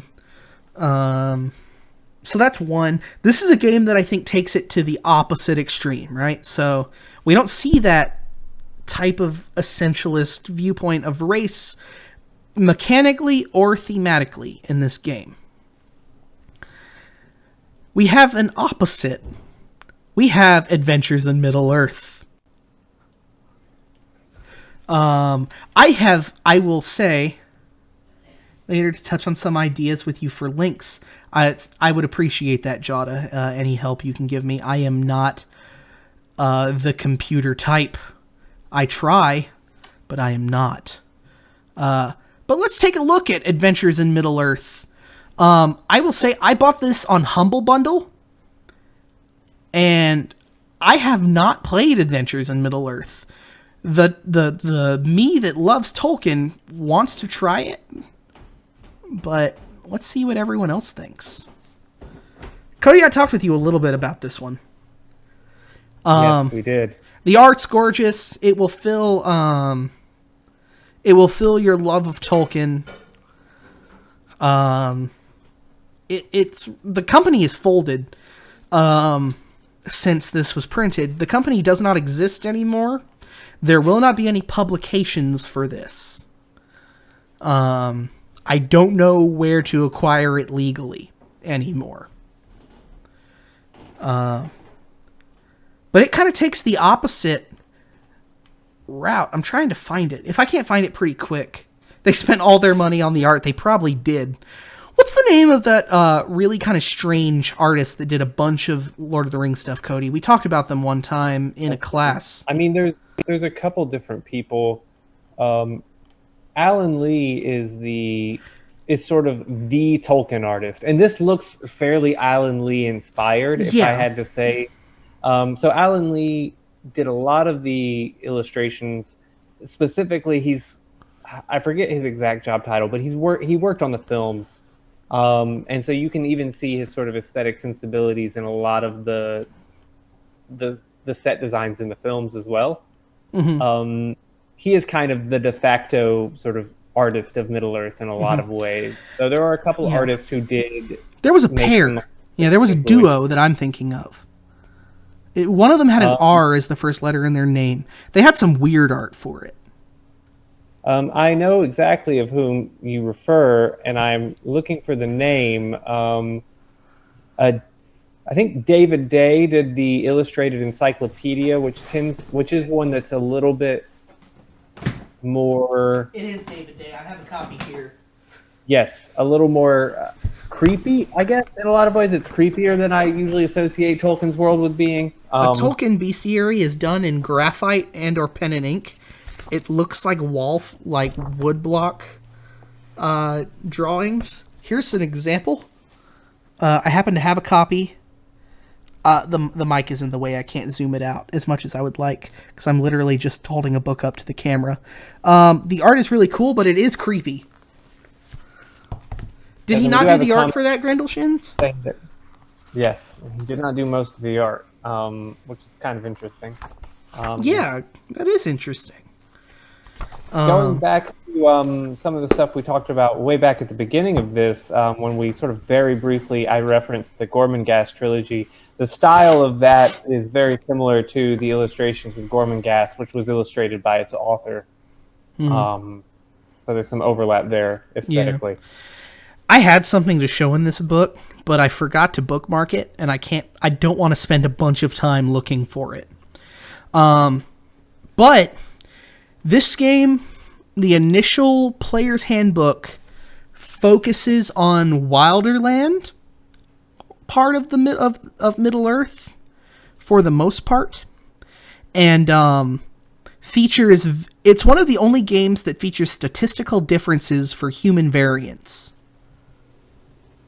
which is what separates it from D&D, and that for those unfamiliar, D&D has 2 human options should you choose human as your player race. The first is that you get a +1 in every stat. The second is variant human, in which you get a +1 in 2 stats of your choice, and then you pick a feat, which is to represent you choosing what makes your human ethnically or regionally different. So it lets you pick your other, I guess. And it leaves the autonomy of that to the player, which I wonder if that's a way of getting around some things. I don't know. It also might just be that the variant human, there's a lot of human variants in the Forgotten Realms because it's a big old map. And maybe they just didn't want to come up with stats for all of them. Middle Earth is one of... It also enables homebrew worlds, right? Yeah, that's true. That's a good point. I didn't think about that. Yeah, it does. Variant human is the only human. I don't think I've ever played anything other than variant because you get a free feat, which is super useful. But Adventures in Middle Earth is the only game that I've seen that takes variants of humans and gives them different stats. If you play as a Lake Man, you're a little different than a Man of Gondor, or a Numenorian, or a Black Numenorian. That's a troublesome term when I think about it, maybe. Black Numenorian from Mordor. Yes. It's interesting that you pause on that. Just to say that a lot of the... And I imagine that before we wrap up, we'll at least briefly talk about the orc in the room. Yeah. We'll talk about orcs in particular as perhaps the most referenced sort of example. I keep trying to get to it, but I've enjoyed what we've talked about so far and just don't want to stop it.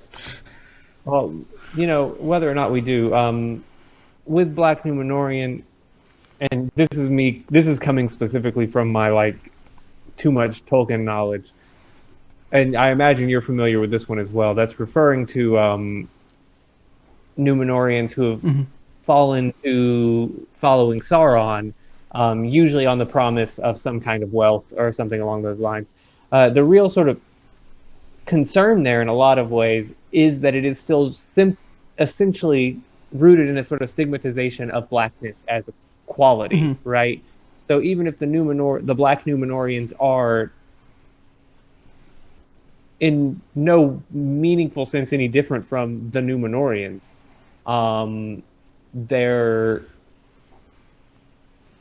sort of evil is communicated through blackness, right? Which is something that is often sort of wrapped up in sort of the rhetoric of orcs as well, right? Yeah, Peter Jackson made it a body horror thing. We see one Black Numenorian in the movies, and that's the Mouth of Sauron,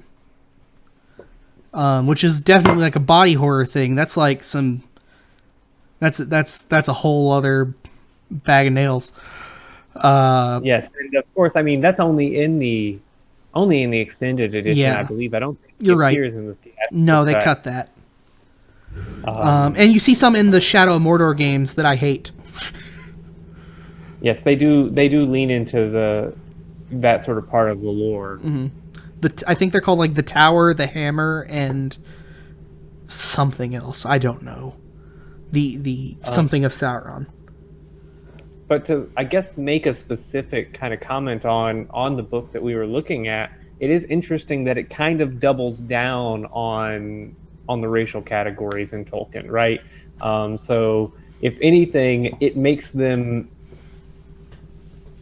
more of a thing than they are in the books, or at least it makes them more sort of definitive and defining. You bring up a whole other stream when you say that, Mary Wollstonecraft Shelley.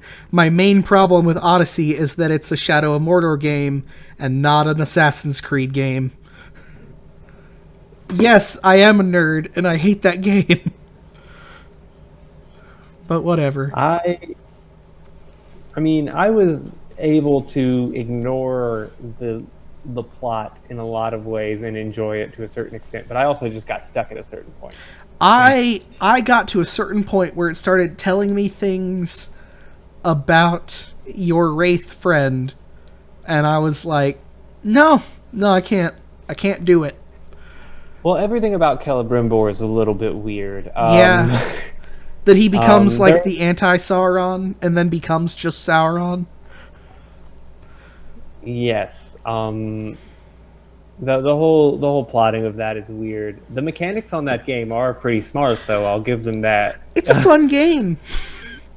Mechanically, the Nemesis system is cool, but that's a whole other thing. I don't know. Adventures in Middle Earth has that little 5e at the top, but I don't think it is it's its own game. I think it says 5e at the top. I'm not sure about that. I'm wondering if that is It may be the 5th edition of this game.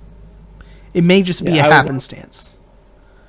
I was wondering if it could be a 5th edition of the game. Yeah. I don't think it's a setting, Beta Fish. I think it's a 5th edition of Adventures in Middle Earth. The game has nothing to do with Wizards of the Coast. It was published by Sophisticated Games and Cubicle 7 Publishing. And I don't think they would be able to do this big of a publication in 5th edition without Wizards of the Coast being somewhere on the title page. Copyright page, I mean. Like, this is a whole endeavor. I think it's the 5th edition of Adventures in Middle Earth. A quick Google search, and this is not leading me to anything very definitive, does say that it is compatible with 5th edition rules. Okay. So yeah, that's how it's described. It's also described as a redesign of the One Ring RPG, which I think I might have owned the book for the One Ring RPG at some point. Yeah, I think you told me about that. I haven't really looked through these very closely. I bought these on the Humble Bundle thing because it was $5. Yeah. Let's look at another. Yeah, sorry. No, go ahead. Oh, I'm just going to start pulling up another book. We're going to look at a few. But go ahead and say what you were saying while I find it. I mean, mostly I was going to say, as far as it sort of caving goes, it seems to me like Lord of the Rings properties have trouble dealing with the Lord of the Rings, right? At least if you think about like the sort of history of the video games of the franchise, apart from Shadow of Mordor, they have trouble not sort of just making it a playable version of one of the movie scenes. Yeah. And I do think that despite how big Tolkien's world actually is, we have trouble getting away from his stories when we go into his world. We're not very good at sort of creating a sort of Forgotten Realms, do whatever you want in Middle Earth. Hardcore Tolkien fans that would seek out this game are going to want to be as true to Tolkien as possible. They're not going to want to make their own Middle Earth. They want to play Middle Earth. And I feel like this game would almost, like, the people that would play it are going to be the types of people that are like, you're soldiers in Minas Tirith while Gandalf is outside doing cooler things. Maybe not everybody, but I feel like this game lends itself to that. There's something about the Tolkien world that kind of just does that. I'm not really sure why, 'cause the world is so big, but maybe it's because it's so big, but also still so centered around this one story. Where everything sort of leads up to and through the story of the ring, so that people don't really feel like they have like the imaginative space to just say, well, what if I'm a hobbit who just happens to decide to go on an adventure doing something totally different than Bilbo or Frodo? Tolkien particularly makes hobbits hard to do that with. It basically says Bilbo's an outlier. That's a whole other thing, by the way. Speaking of hobbits versus halflings, I wonder if maybe part of that is halflings are Bilbo, not the average hobbit. If you look at the description of halflings in the game, they're more Bilbo. They're adventurous, prone to being lucky, and actually like leaving their home as long as they get to go back to it. If anything, they might be Pippin. Even more so, right? Yeah. Because thinking about the sort of specifically like the bard rogue qualities, definitely Pippin to Bilbo, that range. Like, not even really Frodo and Sam. You're playing as an important hobbit. That is one of the interesting things about both of their characterizations. Is one of the five. I'm including Fatty Bulger. Oh, Fatty. No one's going to role play as Fatty Bulger. I'll role play as Fatty Bulger. I want to be Farmer Maggot. I want to make a Farmer Maggot character. Stay away from my mushrooms. Tabletop RPG Animal Crossing. I mean, yes. Anyways, I have another book pulled up because I want a Frederiger Bulger. Thank you. Cody, just so you know, Grendelshins is Reuben. I know. I pulled up the Star Wars RPG, one of the many, just because I want to cover like a wide variety. And we've talked about fantasy. Here's a sci-fi. I will say I haven't played this game yet. There are 3 of them by Fantasy Flight that interplay with one another. There is Age of Resistance, Edge of Empire, and Age of Rebellion, I think are the 3. There's might be one called something Republic. They're meant to identify different eras of Star Wars, but the rules are interchangeable. They're one game with 3 settings books and 3 player's handbooks, because Fantasy Flight likes money. I haven't played it yet. I want to host a stream of this at some point. I think I have a cool idea for a Mandalorian themed one. But it has selecting a species. This one's kind of hard to read. Sorry about that. Talking about fantasy subtext, problematic fantasy. Obvious segue into George Lucas. He. I mean, We have Jada in the chat who can correct me if I get anything Star Wars lore wrong. Eventually, I'm going to have a stream, I hope, where myself, Jada, and another friend of ours who may be an actual Jedi Master to just talk about fan theories surrounding some of the new Star Wars properties. We might do that on Jada's channel, though. I feel like that's more his realm. In the Edge of Empire, players have a wide variety of options to choose from when choosing a species. Here we see the term species instead of race. When choosing a species to play, the billions of worlds of the Star Wars galaxy confer nearly unlimited possibilities. The diverse crowd in the Mos Eisley Cantina seen in Star Wars Episode 4, A New Hope, offers but a glimpse at the sapient creatures who inhabit this faraway universe. And it goes on from there. They definitely have specific characteristics to them. This book in particular lets you pick between both ends. And it gives a lot of societal and physiological information.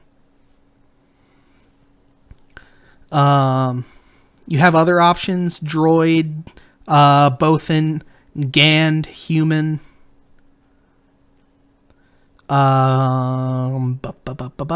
Rhodian, Trandoshan, Twi'lek, and Wookiee are your ones for Edge of Empire. But it handles them. They're very mechanical, but it uses some interesting language. Let's get the murder droids ready. Well, I think we should do one, Jada, where everyone plays protocol droids. I'm just saying. We'll do an all protocol droid Star Wars adventure. But this one's very different, and it's very wordy. I don't want to sit here and read to you from this one, because we'll be here all night. It is a lot of text, but my main point is it is very wordy.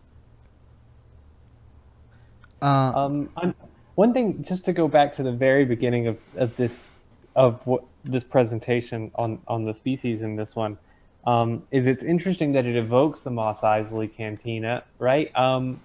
One thing.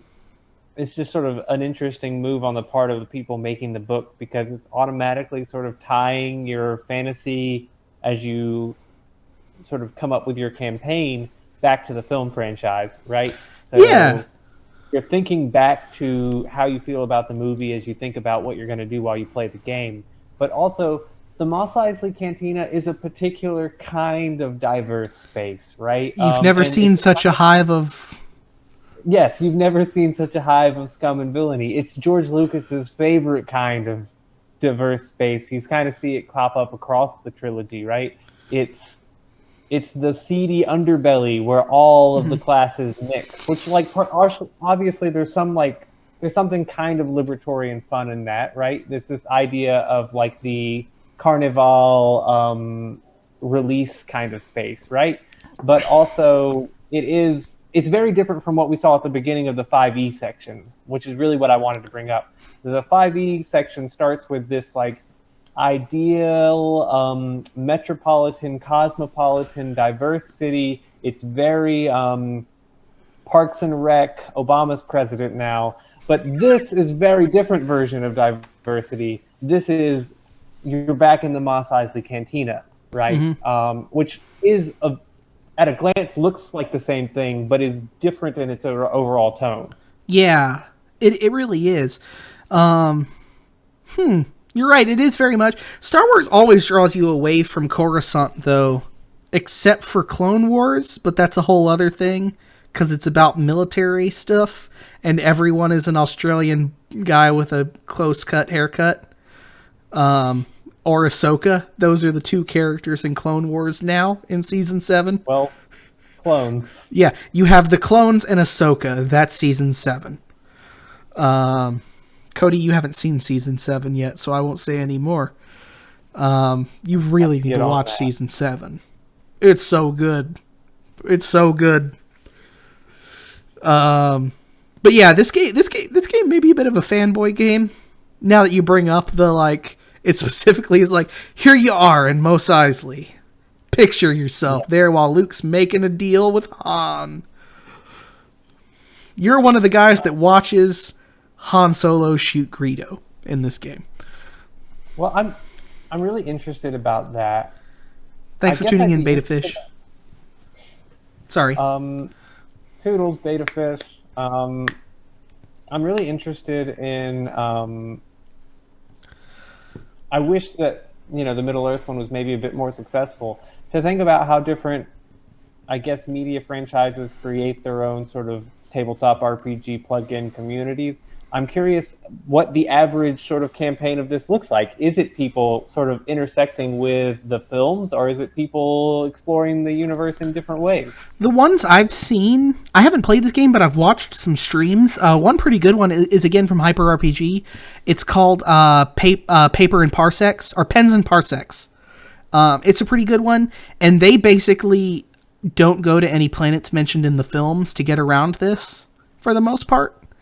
There's some interesting mechanics in this one of dark side versus light side. Like, as you make decisions, it can have overwhelming ramifications. They get around it by just, like, truly avoiding any planets named in the films. I think they go to Jada, help me, my brain's not working. The planet with the Force witches. He'll answer that in a minute. Oh man, I hate that I can't remember that. Regardless, it can really go either way for sure. Dathomir, thank you, Jada. I knew you would know that. We'll go into this expecting this to be a tabletop KOTOR. I think that's probably a better way of thinking about this. I think this encourages Star Wars fan fiction. Perhaps. I want to do a game set in the Clone Wars involving like traitors, involving like the Clone Wars several times mentions like that traitors, like the economic side of things, will often hire mercenaries to guard their shipments because raiders and pirates are a big problem. And I kind of want to set a game set in that issue. Or maybe just set completely in separatist space. I don't know. I have a couple ideas for what I would like to do with a Star Wars RPG, but we'll hold off on that till I can organize a game. Other games, I don't have a PDF of this to show because I didn't prep it. Unfortunately, a lot of games are going where it's just humans, and I think that's another way to get around some of this stuff.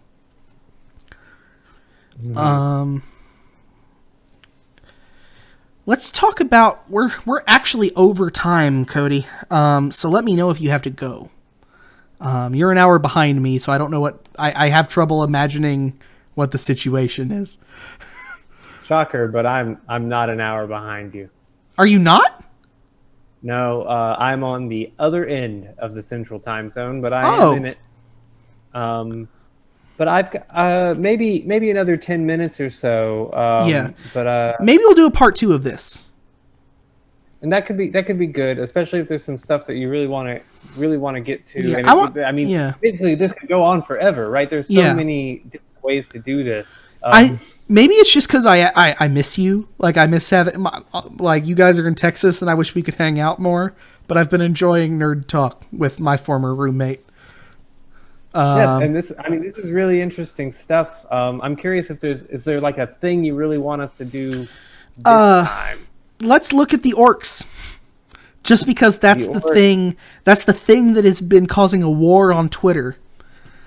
And let's just give it a good scholarly look real quick as to the way orcs are portrayed, and just say if it embodies that idea of essentialism.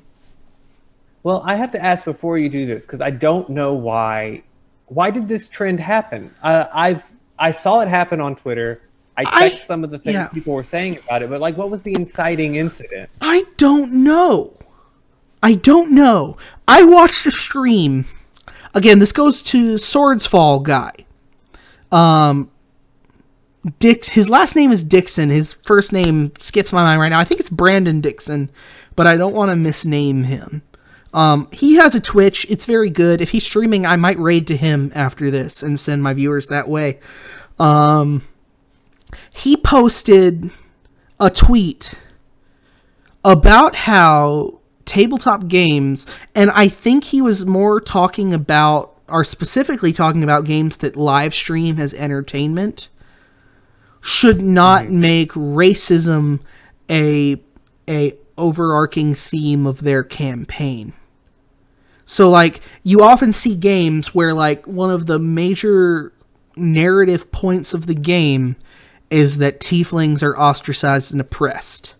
You see it often with tieflings, often with half-orcs, and other, just exotic races. I'm guilty of it, too, to be honest. I ran a campaign that lasted almost 4 years, in which a large narrative of the campaign was that the Dragonborn had lost their country and had spent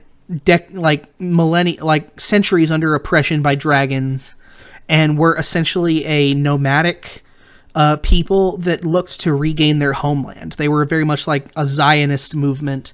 And that was a game I ran for 4 years, and a lot of the players' thing was helping the Dragonborn regain their country and put their civilization on a strong footing again. So it's something I've definitely run in games, and I've read a lot of Brandon's stuff and a lot of the things, and I wonder about that now.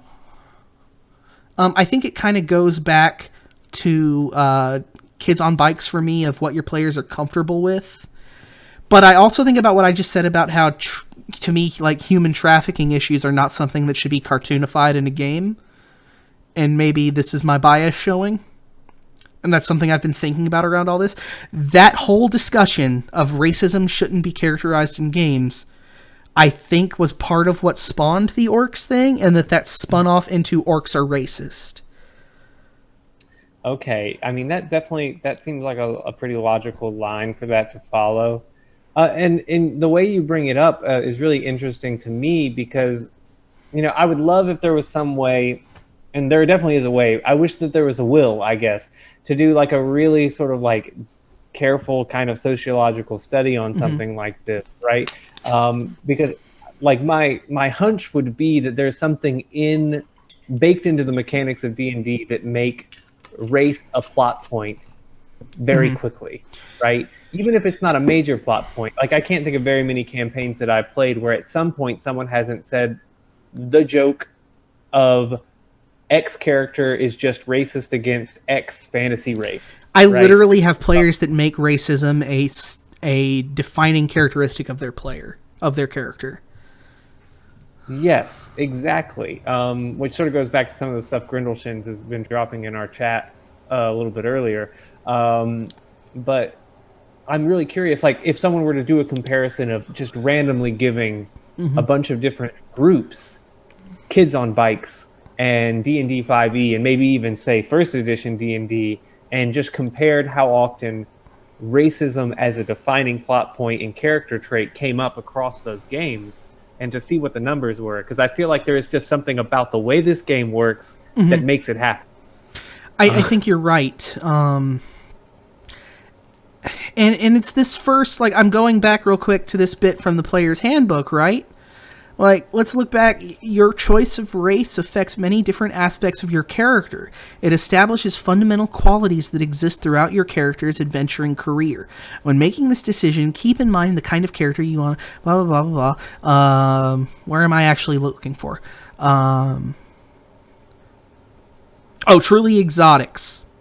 The true exotics. The true Joe exotics. A hulking dragonborn here pushing his way through the crowd. I had to get that in there. This is Twitch, after all. A sly tiefling there, lurking in the shadows with mischief in her eyes.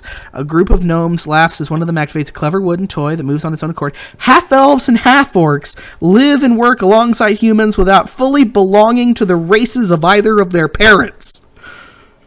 Which is such a thing to drop in there as like the end of a sentence, right? Like that needs a couple paragraphs at least if you're gonna invoke that kind of sort of I guess cultural hybridity. And it does when you go to the actual and it does when you go to the actual like full descriptions of those races a little bit more. I guess you make a good point. That's unfair of me. That is, they're in a hurry. That's their little opening paragraph, but it does go more into that. I'm gonna look at half orc. I want to read. I know we're running out of time, and feel free to tell me you have to go, Cody.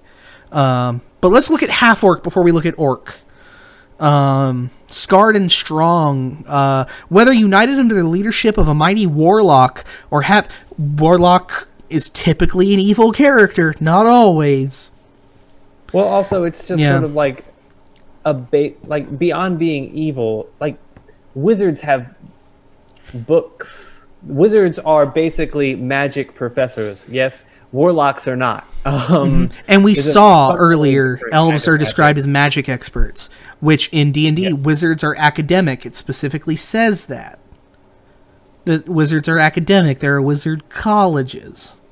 Warlocks do get a bad rep. Jada played a warlock for 4 years in a campaign of mine, and I loved that warlock. He was a Feywild warlock. First, he was a great old one warlock, but he changed his tune. It was okay. Some half-orcs rise to become proud chiefs of orc tribes, their human blood giving them an edge. Over their full-blooded orc rivals. Some venture into the... I don't know what else to say. No, that's... I mean, I do think that sort of segues naturally into the orc issue, right? That's rough. Oh, goodness. It talks about they worship a demon instead of real gods. Tribes and... Specifically, the word is real. I mean, when we're looking at not here, but if we go forward and look in the Tome of Foes, and also we're going to I'm going to read about orcs from Volos rather than the Monster Manual, because Volos has a whole chapter on orcs. The one-eyed god Grumsh... Oh, it says god. Okay. Grumsh created the orcs, and even those orcs who turn away from his worship can't fully escape his influence. The same is true of half-orcs, though their human blood moderates the impact of their orcish heritage. Some half-orcs hear the whispers of Grumsh in their dreams, calling them to unleash the rage that simmers within them. Others feel Grumsh's exultation when they join in melee combat, and either exult along with him or shiver with fear and loathing. So they loathe their orc half. Half-orcs are not evil by nature, but evil does lurk within them, whether they embrace it or rebel against it. I mean, you have it there, by nature, right? That is the racial essentialism that we're talking about, right? Something I'm really interested in here, my sort of just Forgotten Realms lore is not great. Is there any other race that's sort of just linked to a deity in this fundamental way? No. Not off the top of my head. Someone may know more than me. The tieflings are linked to unnamed denizen of the Nine Hells. It's I think, yeah, Drow. Drow are. They're connected to Lolth, the spider goddess, the betrayer that led them away from their true worship of the elven god Corellon. Okay, and of course Drow, not as famously as orcs, but they do occupy a sort of similar place. The Dark Elves. What I'm interested in about this, though, is, again, thinking about how the orcs sort of are designed to carry all the little things that we have historically used to other various racial groups, right?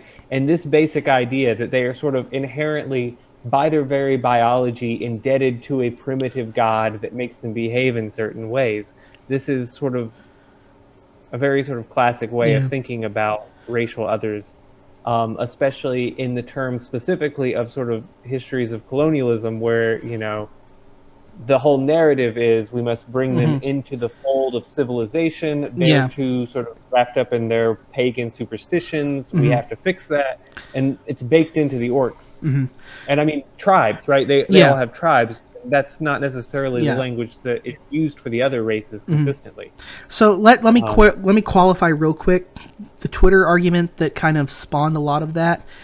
Specifically, you're right. Yuan-Ti are specifically related to a nightmare deity as well, a Mesopotamian. They have a whole other bit connected to Latinos. That's a whole other thing, though. But orcs in particular, the conversation has been orcs are black people. I want to extend that a little bit and say that I'm seeing things that are usually related to, in the conversation of racial essentialism, to Native Americans. You said something that made me think about that, which was like teach the orc out of them. I mean, that goes into American history. Destroy the savage, save the man, or whatever. I can't remember the exact like phrase that we used around like starting schools around like re-educating Native Americans. Well, we have that in the chat conveniently. So it's Richard Pratt's "Kill the Indian, Save the Man." Yes. The cultural genocide is brought up there. And these kinds of ideas are really complicated, right? Because they're never seen through all the way, which is to say that, historically speaking, the culture in power might claim to believe in the idea that they can educate, say, Native Americans or any sort of group into being right, to save the man, right? That idea of saving them from whatever they were before they get to become a man.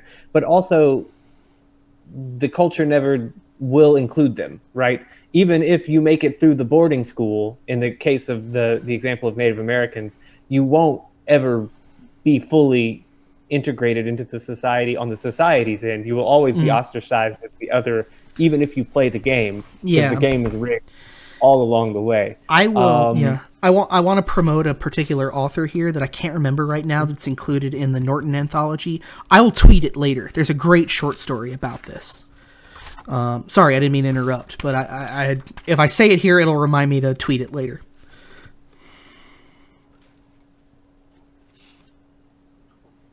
So I interrupted you. I apologize. Oh, no. I've more or less completed my thought there. Okay. I think the thing we're thinking about, and this is certainly something that does still sit at Tolkien's doorstep to a certain degree, and that is, even as much as the orcs are fantasy creatures, and specifically supposed to be a fantasized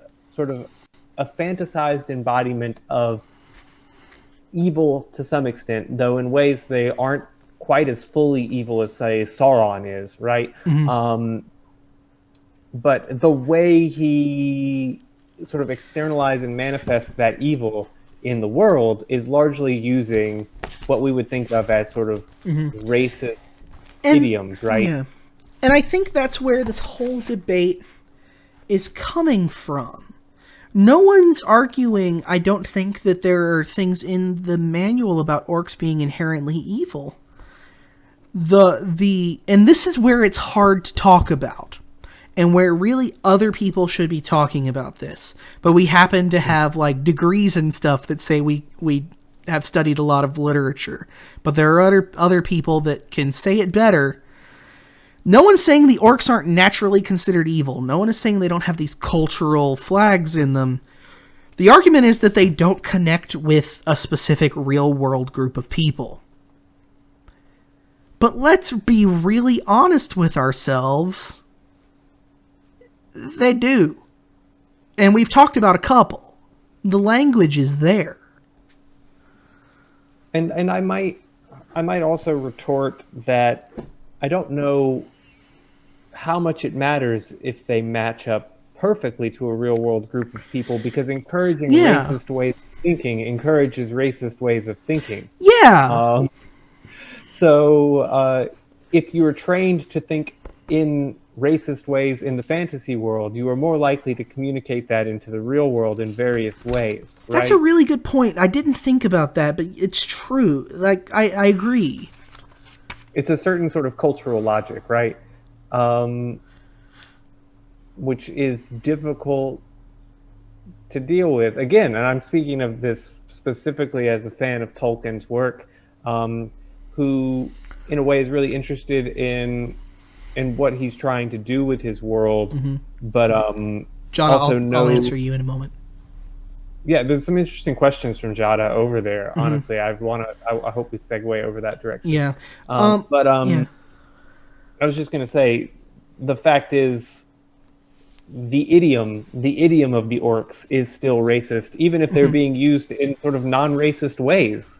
And that's as much as I love Critical Role, they've kind of leaned into that here lately. I know you don't follow the show, and I don't know how to talk about it without spoilers, but one of the characters has particular relationships with goblins and their natural evil. And you'll hear creators talk about this. I heard an interesting stream that posited the question, if you meet a group of kobold halflings, should you smash their heads in? They're naturally evil, so you should, right?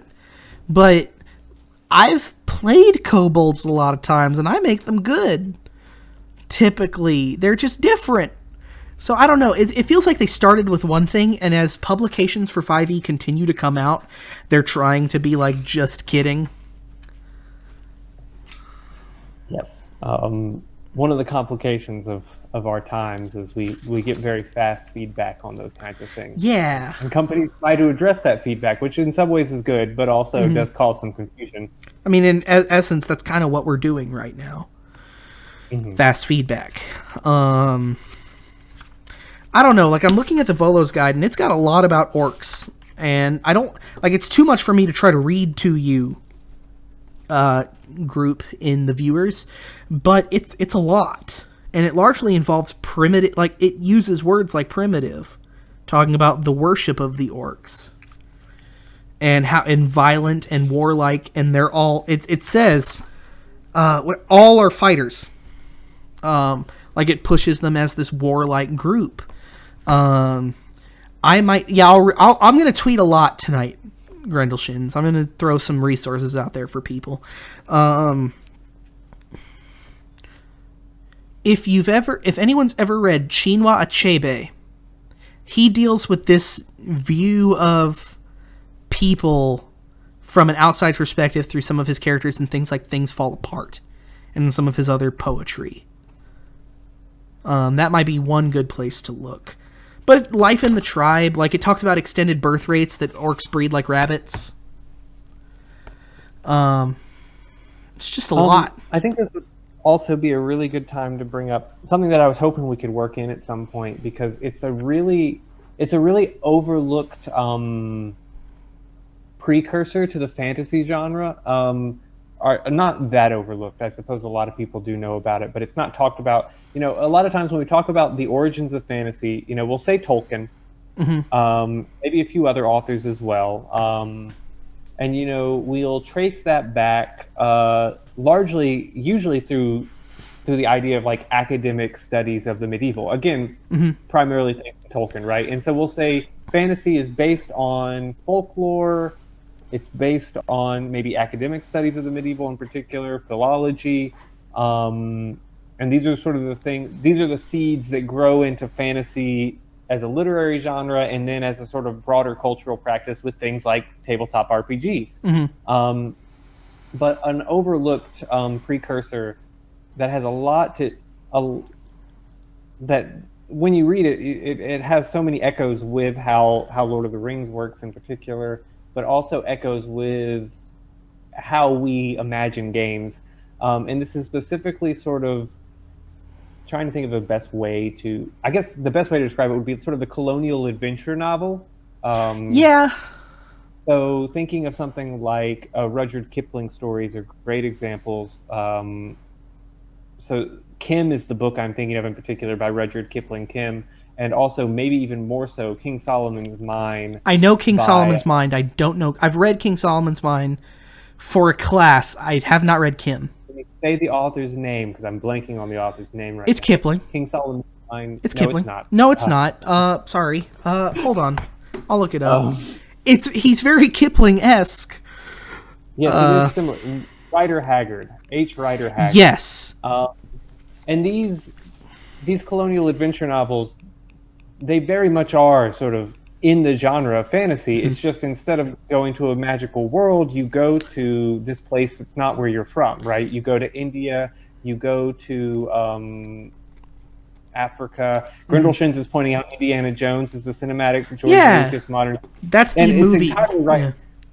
When I read King Solomon's Mine, I read it like I saw it as if George Lucas was directing. Right. Everything about it was George Lucas. The Indiana Jones theme played in my head as I read it. So my professor, when I did that in class, talked about the like adolescent language of the adventurers too, how they're like teenagers. And as I think about that, teenagers playing a game of adventuring and looting a dungeon. Yes, it's very much it's D&D. I mean, you could make a great campaign out of any of the books we just referenced. Yeah. Like, you have to remap it to fix the obvious problematic parts, but, like, the narrative structure of go get this thing or, like, go on this adventure is basically how campaigns work. Basically, I wanted to stress this to, again, link back sort of fantasy's problematic relationship with issues of race, right? Not only do we have this history in like philology and anthropology, which are especially sort of in the time period we're talking about, late 1800s, early 1900s, are essentially about racial essentialism. Like that's what they do. You also have this history of being tied back to this literary genre of the colonial adventure novel, which was about going and learning the strange ways of these other races, right? So it's sort of doubly embedded in the structure of the genre. The more I think about it... Oh, sorry. No, go ahead. The more I think about it, the more, in a lot of ways, tabletop gaming and fantasy tabletop games are less medieval and more Victorian imperial in a lot of ways. It's really interesting that you bring that up because really, like, when we've been talking about medievalism and this sort of popular idea of the medieval as this kind of space that you go to play in, it's very much, I mean, I guess it predates the Victorians to a certain extent because the Romanticists are the Romantics. So we see, people like Shelley and Coleridge are very much sort of the original, like, return to the Middle Ages kind of people. But the Victorians were all about this as well. We see specifically in the Victorian period the neo-Gothic architecture movement, with a lot of buildings being designed to look like they're medieval. You see this with someone like William Morris and the arts and crafts movement. Looking back to the medieval as this sort of lost socialist utopia, Ode to which a is Grecian really urn. a fascinating thing of it. Yeah. So really, it is very Victorian, and it's Victorian in different ways, but it is very Victorian. It is. It is medieval, romantic, and medieval setting with a Victorian imperialist mindset. Except for when it somehow sort of, like I was saying, socially idealist. I'm trying to recenter Yeah. myself. I seem to have disappeared. I can can't. see you fine. You're all right. Go back the way you just Okay, were. well, I just moved it I think again. I So can fix you. I think I can. There we go. I got it. okay. You're good. Yeah, I've got a slight lag on my end, so Yeah. I don't know what I'm looking Yeah. like. But I had to move it to get part of the URL for this Zoom call out of the way so people couldn't barge in. yes. But anyway, what I was working towards, what I wanted to stress about that Tennyson, or not Tennyson, I see Tennyson in the chat, which is another good example. What I wanted to stress with the with mentioning the William Morris in particular is that it's not always this imperialist narrative, right? And here's sort of my like quick little attempt to look at something more redeeming about the about what Tolkien has to offer us. Yeah. Um, I do in want to that, clarify, we both really like Tolkien. yes, I could not like Tolkien more. But and that is, you know, especially at the end of the Return of the King, we see very much a William Morris narrative take place about this sort of idealized version of the Middle Ages, which is about sort of a more kind of equitable society that's not necessarily sort of obsessed with profit and gain, which we also see at the end of the Hobbit as well, with Thorin's sort of last words to Bilbo. Tolkien really loves agrarianism. Yes. Great paper by Sean. I can't remember our friend's name who wrote a great paper on agrarianism. I'll find it later. Yes, and so there's a lot of interesting stuff going on that end. This might be a good time to quickly nod towards, especially since we're taking a quick moment to talk about, again, our relationship to Tolkien in particular as it relates to these sort of histories of race and tabletop RPG. Because you wanted to spend a little bit of time on that passage I sent you from the letter. I do. There were two things. As we bring this up, I also... You have the "there are orcs on both sides" quote, right? Yes, I mean I have the thing. Cody has a copy of Tolkien's collected letters as published. Admittedly, they are as published, right? So these were curated, but there is one particular tweet that has been going around the internet of a quote about the orcs being compared to the less lovely of the Mongols. I do want to mention that quick description. I don't know where that comes from. I'll get on that later. I don't have time to look it up right now. I'll either put up a little YouTube thing in which I find that quote, or I'll at least tweet it, the source. But Cody has another important one about orcs being on both sides. Yes. I found it now. In the book, so to speak, he's writing to Christopher Tolkien, who's currently deployed for World War II, and sort of talking about. It's interesting because he's talking about parallels between the Lord of the Rings and what's going on in the real world with the war, which a lot of people would try to suggest that the Lord of the Rings was a allegory for World War II, and it was something Tolkien hated and would always say they were wrong. And there were definitely influences. Let's say that real quick. There are definitely influences, but I don't think he would ever call it an allegory. Well, what's interesting is even before the book is published, he's already writing about how it's not an allegory. Before anyone's had time to accuse him of allegorizing World War II, the war isn't over yet, and the book isn't published. Godot's not God. Saying it's not an allegory. So he says, we are attempting to conquer Sauron with the ring, and he's talking about the war, and we shall, quote, or parenthetical, it seems, succeed. But the penalty is, as you will know, to breed new Saurons and slowly turn men and elves into orcs. So interesting how he says sort of transforming people into orcs here in particular, right? Not that in real life things are as clear-cut as in a story. And we started out with a great many orcs on our side. Well, there you are, a hobbit amongst the Orcai. Keep up your hobbitry in heart and think that all stories like that, when you are in them, you are inside a very great story. I think also that you are suffering from suppressed writing. So then he goes on talking to how he wants to encourage Christopher Tolkien to write his own work.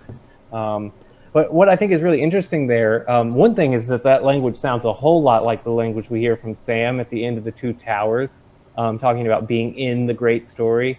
And I'm wondering if the scriptwriters were thinking about that letter when they worked on that.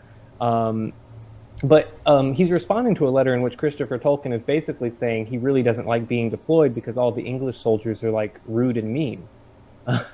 And so his comforting sort of talk is, well, there are orcs on our side as well. And sort of throughout his letters, and that stressing of things are more complicated in the real world, right? The orcs aren't a race. The orcs are bad people. And bad people are everywhere. Is sort of the argument in this letter, which again does not change the fact that the orcs exist in the narrative in sort of racially essentialist ways, and that's sort of the logic of how they function in the story.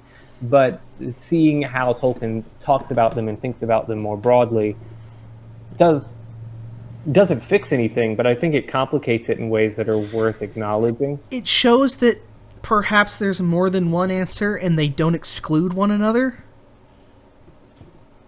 Yes, there's definitely sort of that aspect. Generally, it's almost orcs or non-Englishness, which... And there again, it sort of starts to become not quite racist, but it does start to get a certain amount of essentializing there, right? As far as there's a certain quality, it's good, it's English. I wrote a paper that you helped me with a long time ago about the difference between Denethor and Theoden that kind of captures similar things of like non-Englishness.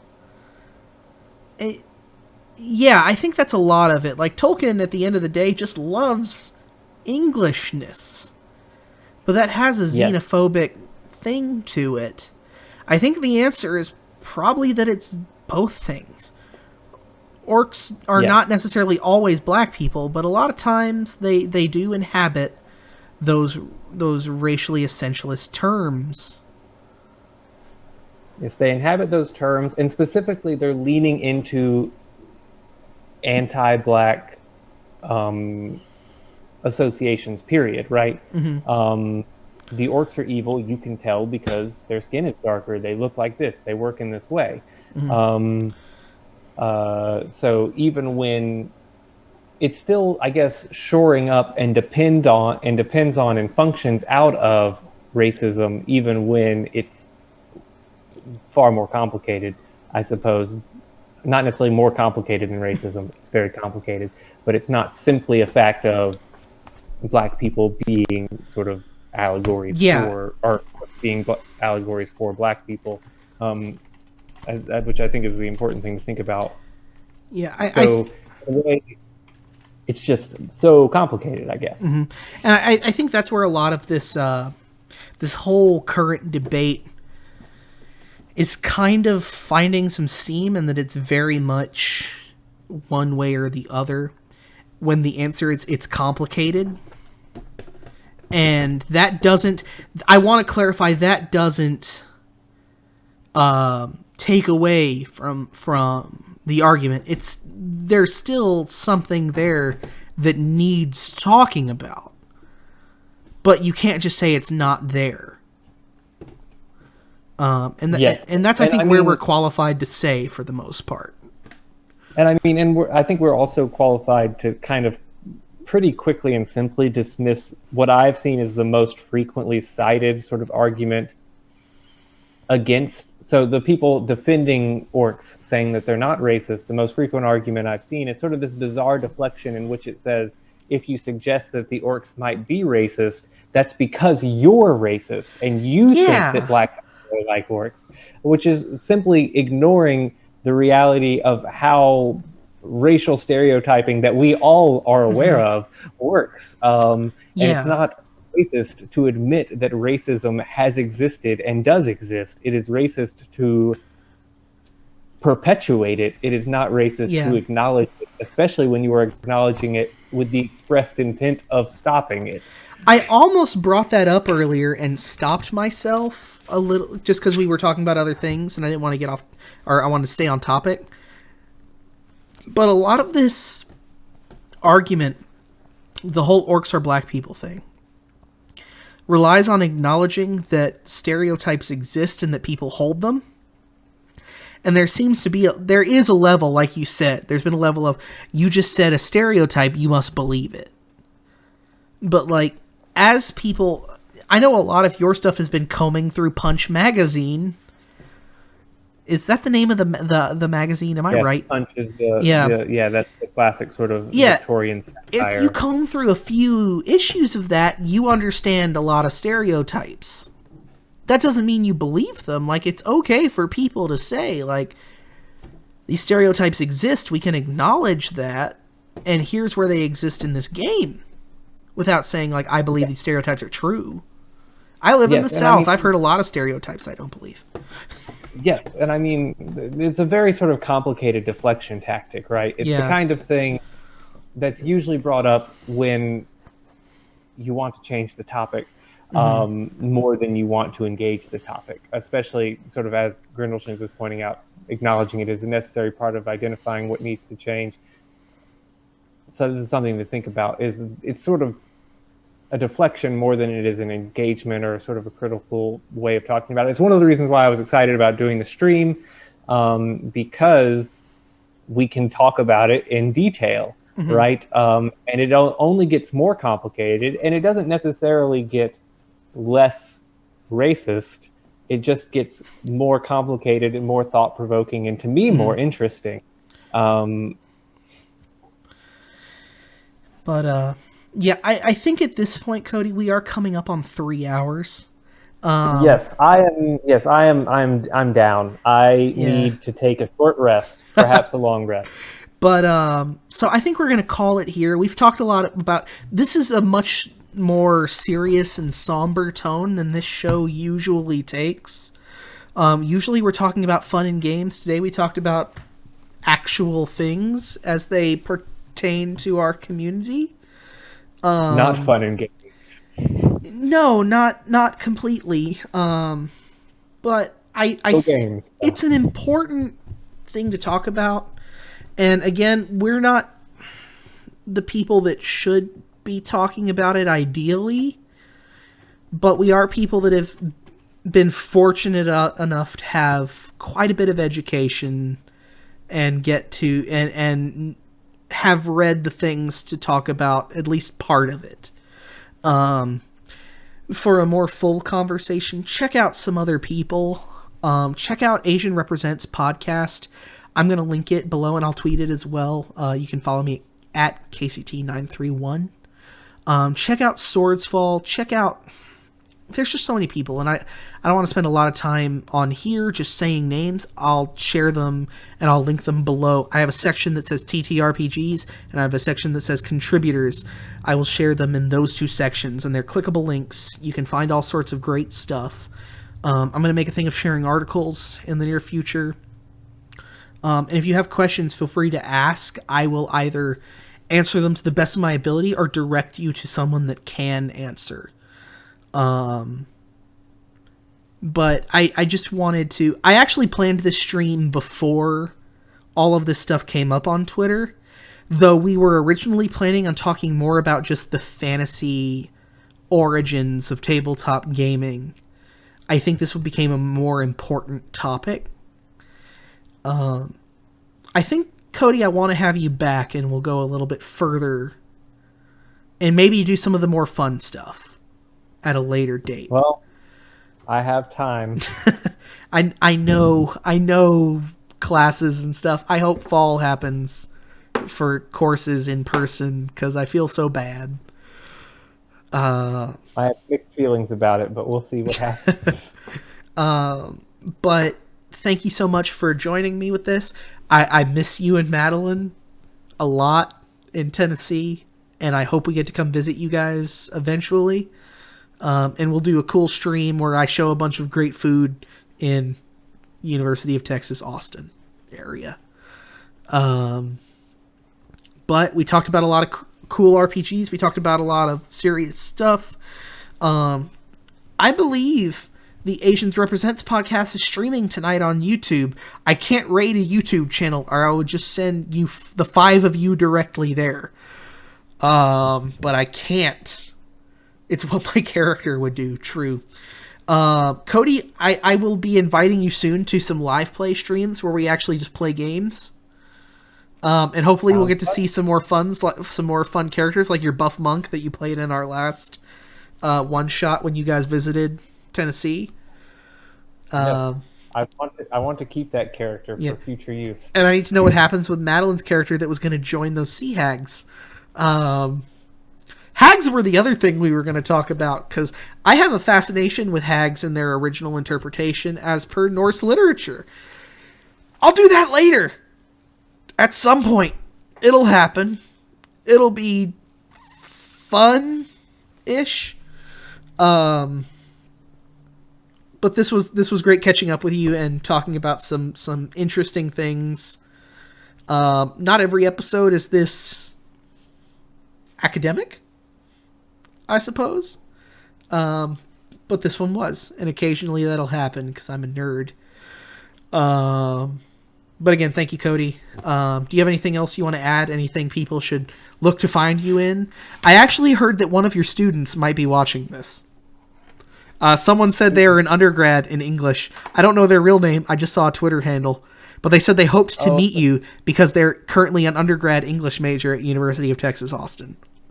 If they're an undergrad English major, there's a slim chance that they'll meet me too quickly. They don't let me teach those. Oh, really?